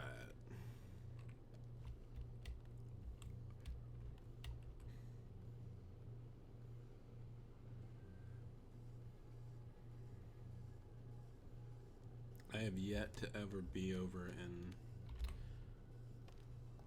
Britain or the UK or whatever you want to call it.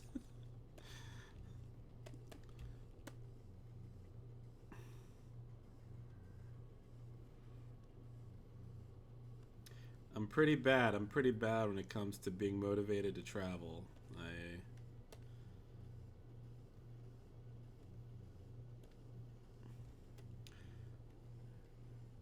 I've pretty much been I've been kind of all over the United States, but as far as like outside the United States, I've only gone to the Dominican Republic and South Korea, and that's it.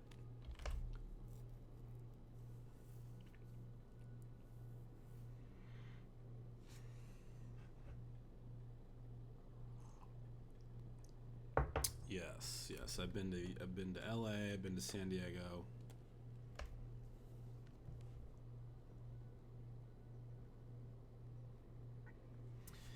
Well, it's not like I went because of someone else. Like the Dominican Republic was my college friend was having a wedding down there, and that was an interesting. That seems like a good vacation spot. If anyone's looking to have like a nice sort of curated vacation where it's weird. You're like almost locked in it's like there's all these resorts along the coast, and you're kind of almost locked in. Like, you go in through a bus, you go in with a bus, and they sort of you can't really go out into town because it's probably dangerous. But you know, there's a lot of restaurants and things to do when you're there. And it's kind of like a nice place. And then South Korea, my brother taught English over there for a number of years, and I visited him out there, and I can't really say I loved it. I mean, it was interesting, but yeah. It was all right, I guess.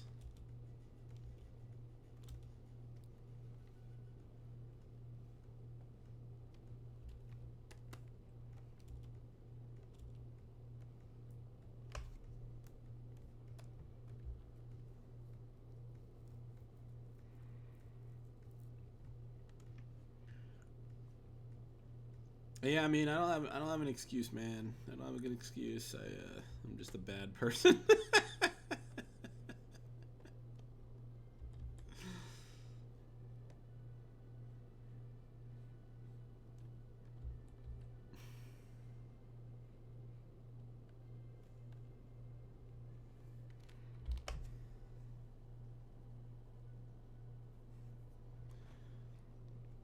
I mean, there were a few meetups over there. I wouldn't even mind visiting, like, Harry over there, but I gotta work up the motivation to do it.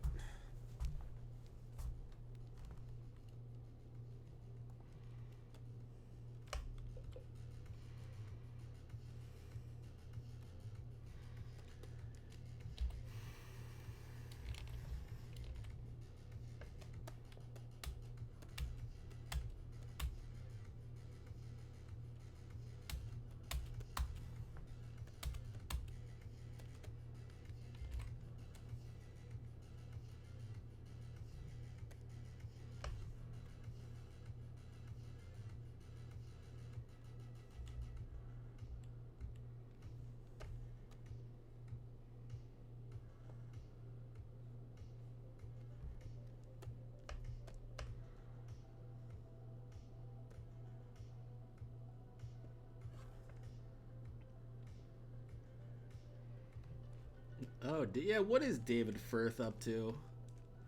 I mean, I know he made that in the new Salad Fingers, but do you guys used to talk to him? There's certain, like, him and Mark M from Sick Animations, like, those two always seemed like too intimidating to even talk to. They just seem like they just sort of seem like they're on their own planet, and I just feel like I don't even know what I'd say to them. They're probably, like, frighteningly normal, but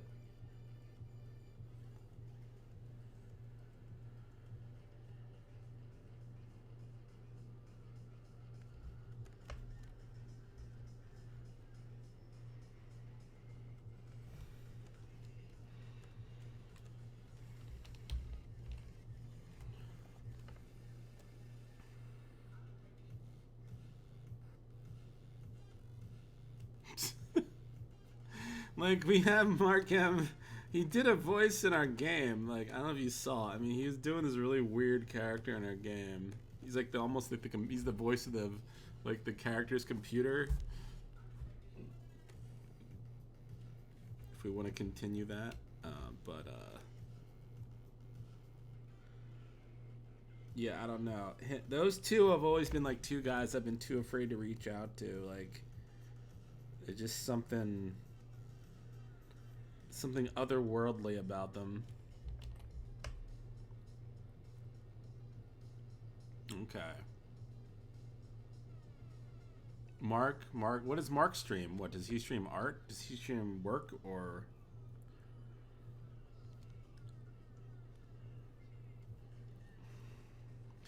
No, I mean, he seems like a really nice guy. Like, he's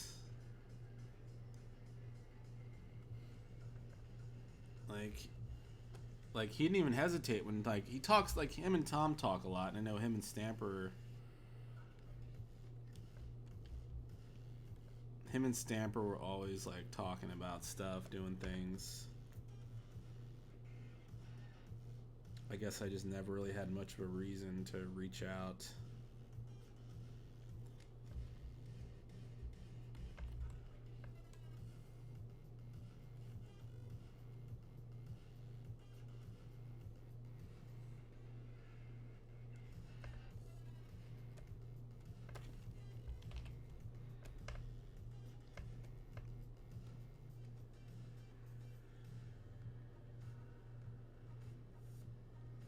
Yeah.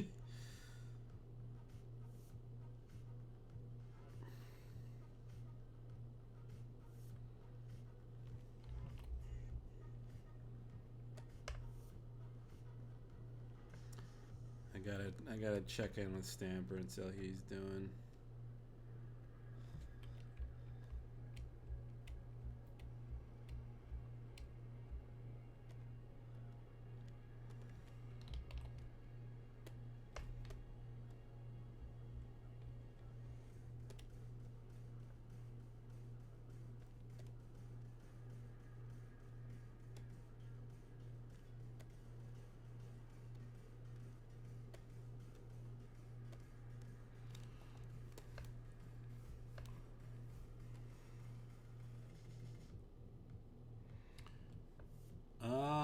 That's true.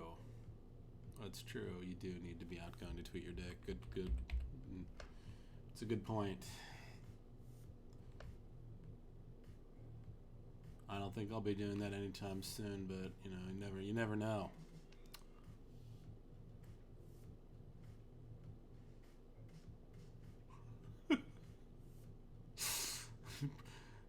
From Stamper,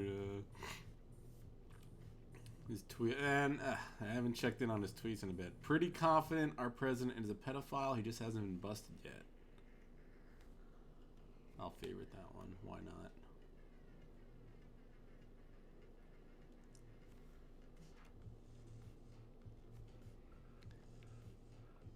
I'm laughing at his joke, not mine. You big B. Jeff, what is your hot take on the South African elections? I don't know. I don't know. I like them. They're I think they're terrific. All right, next topic. Your fan edit? I don't know. I'm not sure, bud. I'm not sure.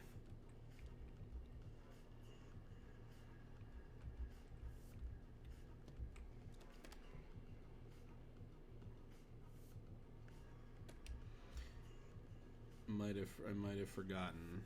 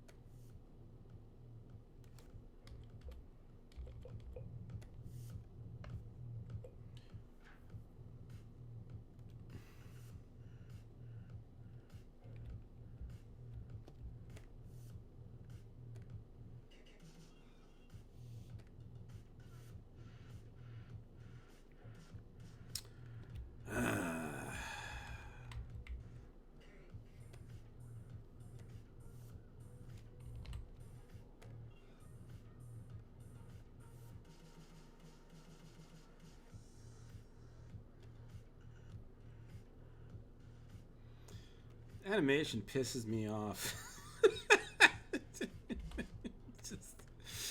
I swear, once you commit to like a detail, there's no easy way to change it.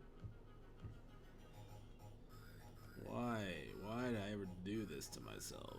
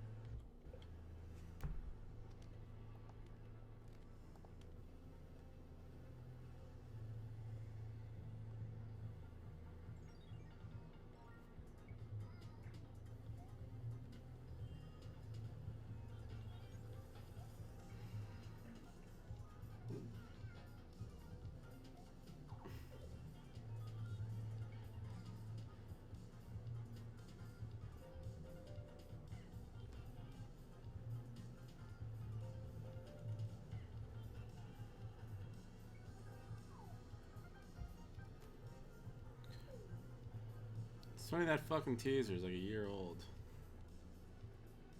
Jeff, did you warn Oni about game production? I mean, I wouldn't say the word warn. I mean, I talked to him about... Sorry, I was watching another video there. That's why you heard 2 tracks. I did talk about the pitfalls of game development. I was trying to just help him not fall into any of the same... Not make any of the same mistakes like we made. It's tough though. It's just like one of those things you just have to almost go through it and make all the mistakes, and it's like, yeah, pretty much game development. It's like you just kind of have to learn the hard way no matter what. It's a hard thing. It's a hard fucking thing, let me tell you. You're just juggling like thousands of balls at once, and it's the most ridiculous. Like, no matter what happens, if we get this game done, I'm gonna be proud of myself and everyone else because we just did it. Because it is hard. It is a hard challenge.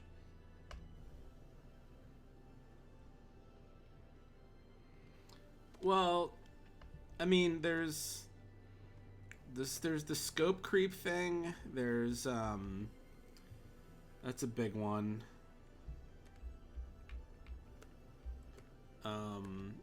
There's more technical. There's a lot more like technical issues.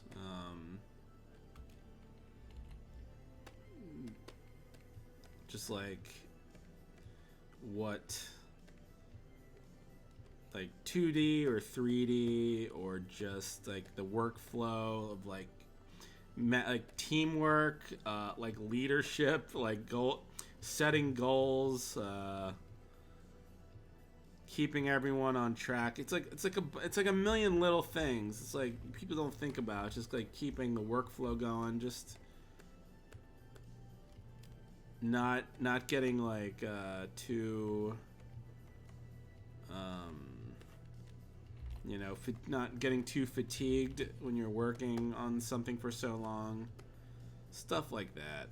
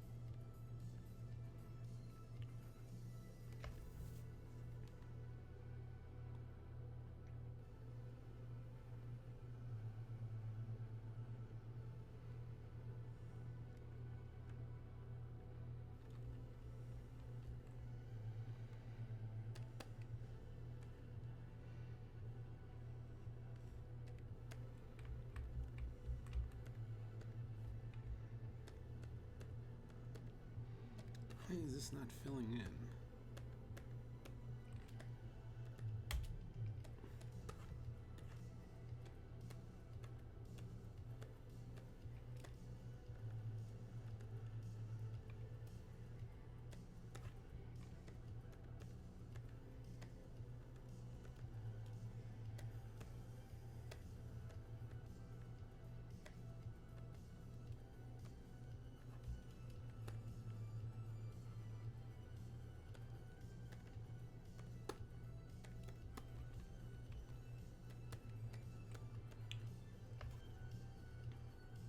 Raiding with a party of 6. Whoa, look out. Look out. Hello.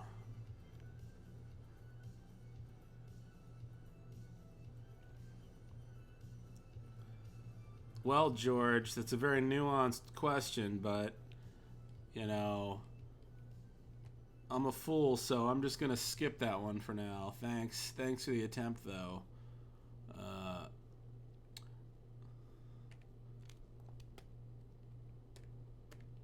What do you think of the name George? George, do you like your name?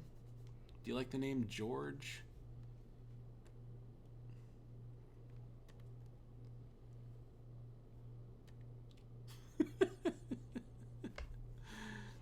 Why do you lay down the white lines? You mean like the outline mode? Like this? The blue lines?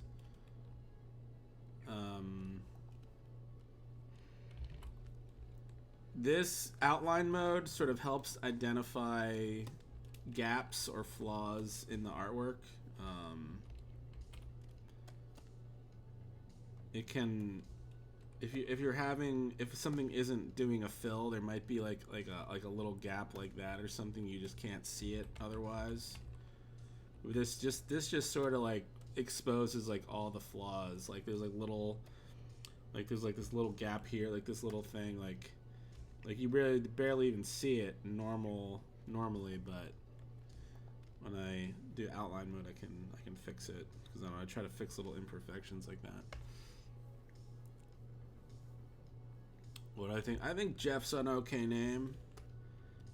I find it to be acceptable. Could have been worse. Could have been worse. I was gonna be like Henry III. My father, the fucking maniac, he's gonna name me fucking Henry III. This is the balls on my father. He doesn't even like his name, and yet he was gonna name me it. He doesn't even like being named Henry. He doesn't even like being called Henry, and yet he was gonna call me Henry. What kind of fucked up shit is that? Like, fuck you, Dad. It's like, anyway. Yeah, it's like the legacy. It's like, yeah, it's like his father was Henry, and then he was Henry, and he's like, well, I got fucked over, so now I'm gonna fuck you over, son. Maybe that was it. I don't know. Harry? Jeff is a perfectly bland and forgettable name. I'm fine with that. I don't need a weird name. I think when I was in high school, there were a lot of Jeffs. I don't know. When I was born, there was a lot of Jeffs that year.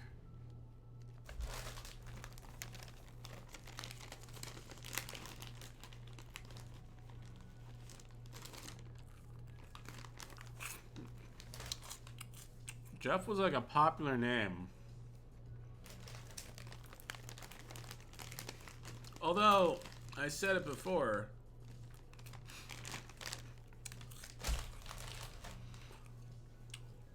there were never a lot of characters in like movies and TV named Jeff. I think like the first character, I said it before, but like the first character that I ever recognized in a movie being named Jeff was the fucking sewer worm in Men in Black 2. Do you remember that? He's being chased by the big worm, and his name was Jeff. Fucking Will Smith screaming the word Jeff at this like slimy, horrible monster creature chasing him down a sewer. I'm just like, oh, that's nice. That's nice. Tom Cruise or Brad Pitt, they'd never call themselves Jeff, but they name a sewer worm Jeff, right?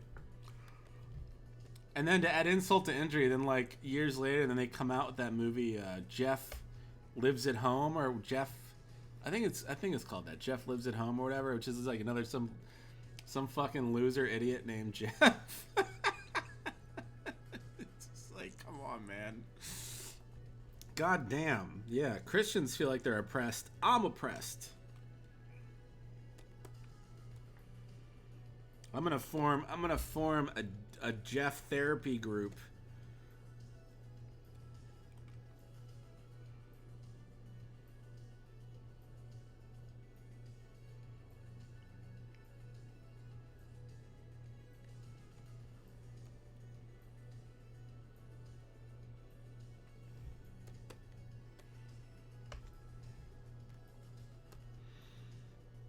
Men in Black insulted me on many levels. That movie insulted me on many levels.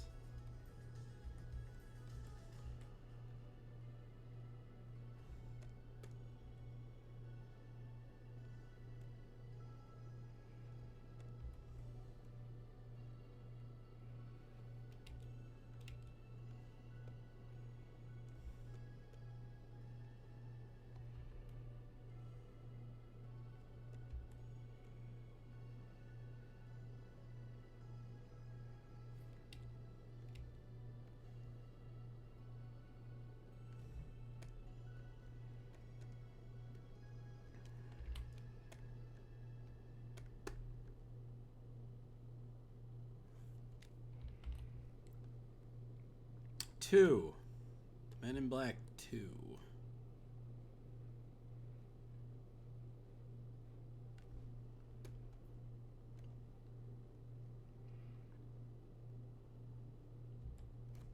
Yeah, I said Men in Black 2 insulted me on many levels. Insulted my cherished name. And it just sucked regardless. It had fucking Johnny Knoxville as a fucking alien, and there's not much good about it.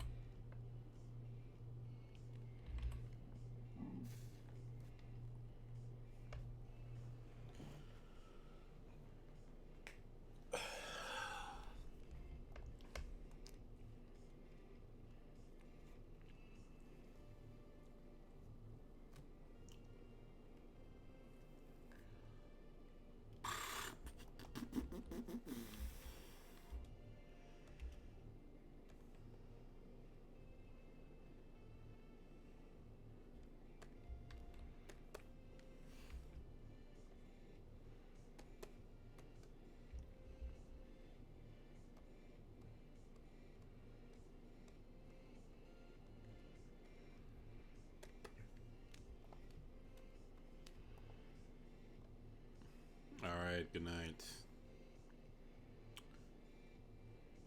Of course I do. Of course I do. Good night, baby. Alright, back to work.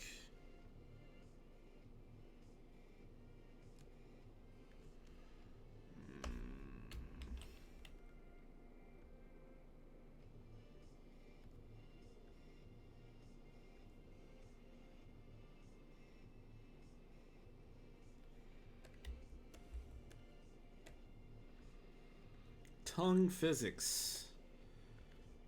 Get this fucking tongue whipping around.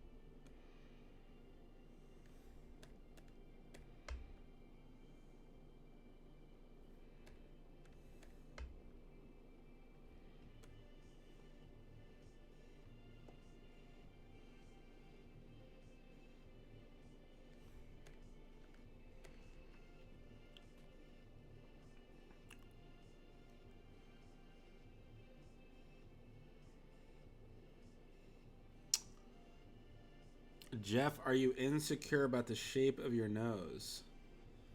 No, I'm happy with my nose. What about you?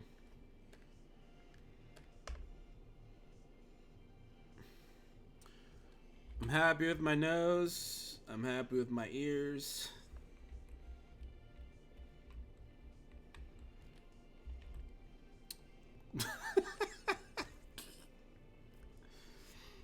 I just have a very normal. I think I have just the most normal. I have the most average nose an average nose could be. Jeff, can you recommend me a Korean horror Korean revenge movies, man. There's a lot of good ones. There's a lot of good ones. Yeah. So I don't know how fucked. I don't know if like on a level of 1 to 10, how fucked up you want the movie to be. If you want something like, if you want something like only mildly fucked up and satisfying, it's a more of a palatable movie. There's a movie called The Man from Nowhere. That's kind of like, that's sort of like John Wick ish in a way. Like sometimes like one or two little fucked up things happen, but it's more like a palatable revenge movie. Then as far as like on the I Saw the Devil side, there's like Lady Vengeance, Sympathy for Mr. Vengeance is fucked up. That's kind of a good movie, but really fucking crazy. You know, that's kind of, as far as like fucked up movies go. Yeah, I don't know. Old Boy, I Saw the Devil, Sympathy for Mr. Vengeance, they're on one side. The Man from Nowhere is kind of a little more on the other. I really have not seen a good, I don't know if they've made a bunch, man. I really haven't seen a really decent Korean revenge movie in years, and I don't know. I really want to look at, like, I want to see an updated list of decent movies that have been made over there. Yeah, I don't know. It seems like revenge movies are big over there. They love them. They love. They just love violent revenge movies.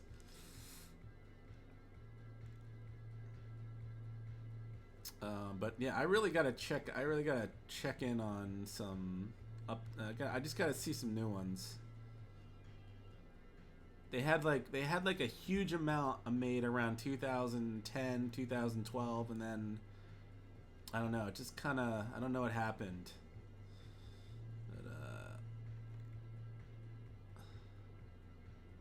I mean, it's funny. I mean, all right, check out Glass Cake. Watch Sympathy for Mr. Vengeance. See what you think of that one.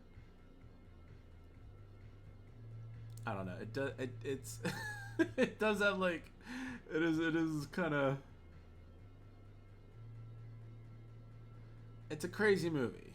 I don't know. Maybe like, I think you would enjoy it for what it's worth.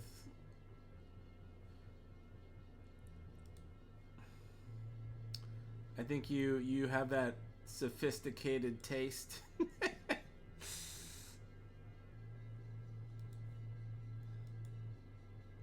Jeff, have you ever been to Penis Land? No, I haven't, sir.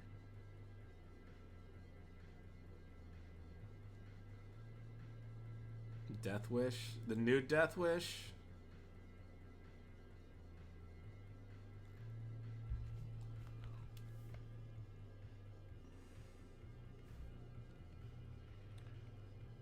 With Bruce Willis?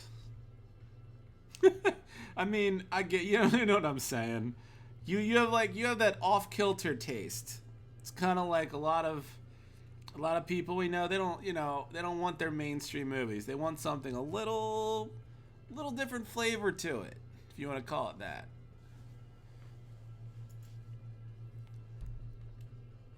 It needs to be like a little fucking weird, a little cringe, a little fucked up, just a little bit of that. I don't know.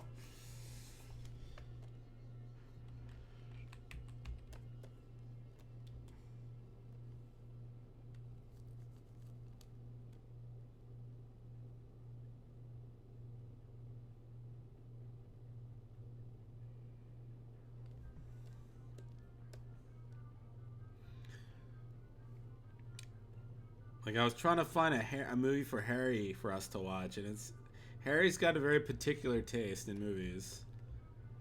It's got to be just the right brand of like bad, good bad. It's like one of those good bad movies.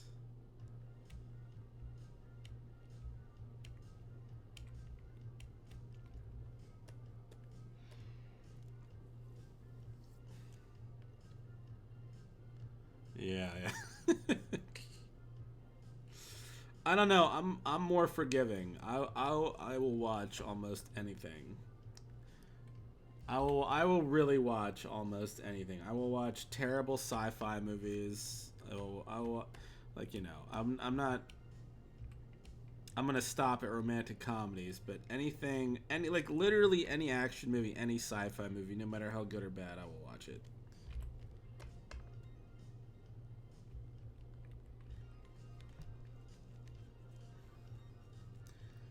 Burning? I am not.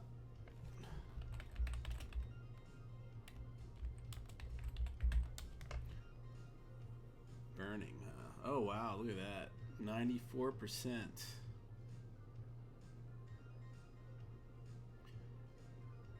What is it about? Psychological drama mystery. Huh. Okay. Alright. Okay. Alright. Check that out. Check that out.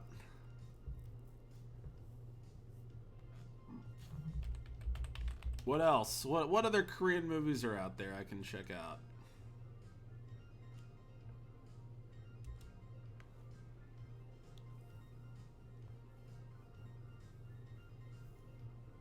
Maybe I'll rent one later.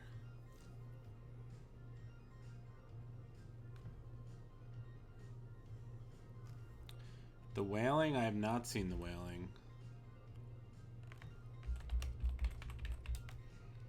I don't mind horror. I like horror as long as it's not like jump scare shit, you know, like jump scare horror is not my cup of tea. Like I don't like slasher horror, and I don't like jump scare stuff. Like just it needs to have a little more to it than that. Wow, 99 man, goddamn, that's another amazing movie.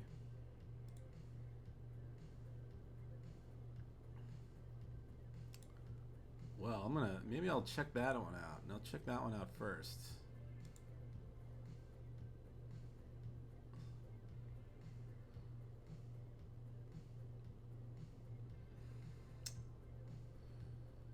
Alright, I'm gonna put that one on later. I'm gonna watch that one later. That seems like a good... I'll just bust out the alcohol and watch that.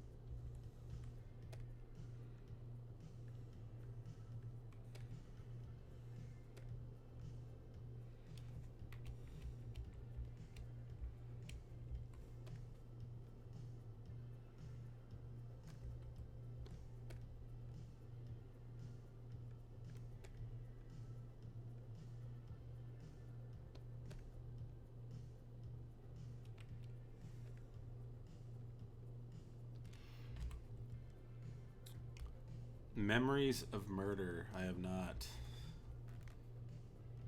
Memories of Murder.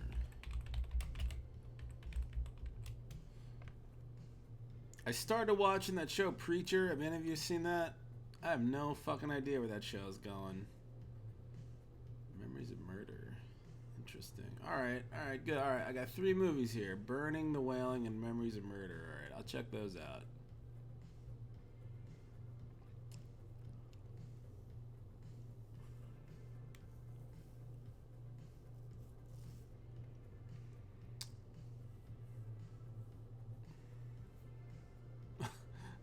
Yeah, I don't know. It's I don't know if it's like aimless or no. I mean, it seems like it's going somewhere, sort of, but I'm not entirely clear.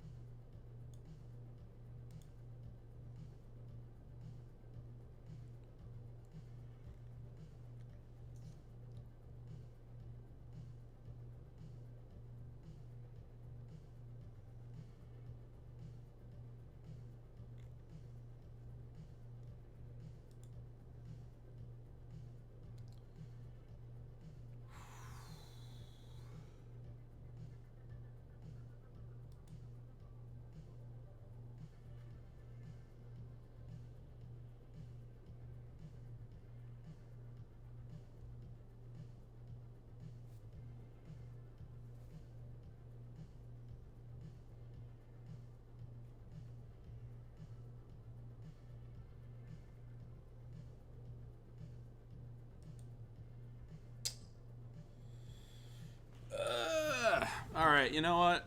I gotta get some dinner. I'm gonna take a break here.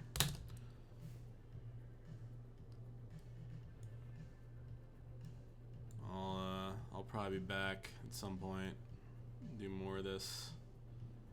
But until then,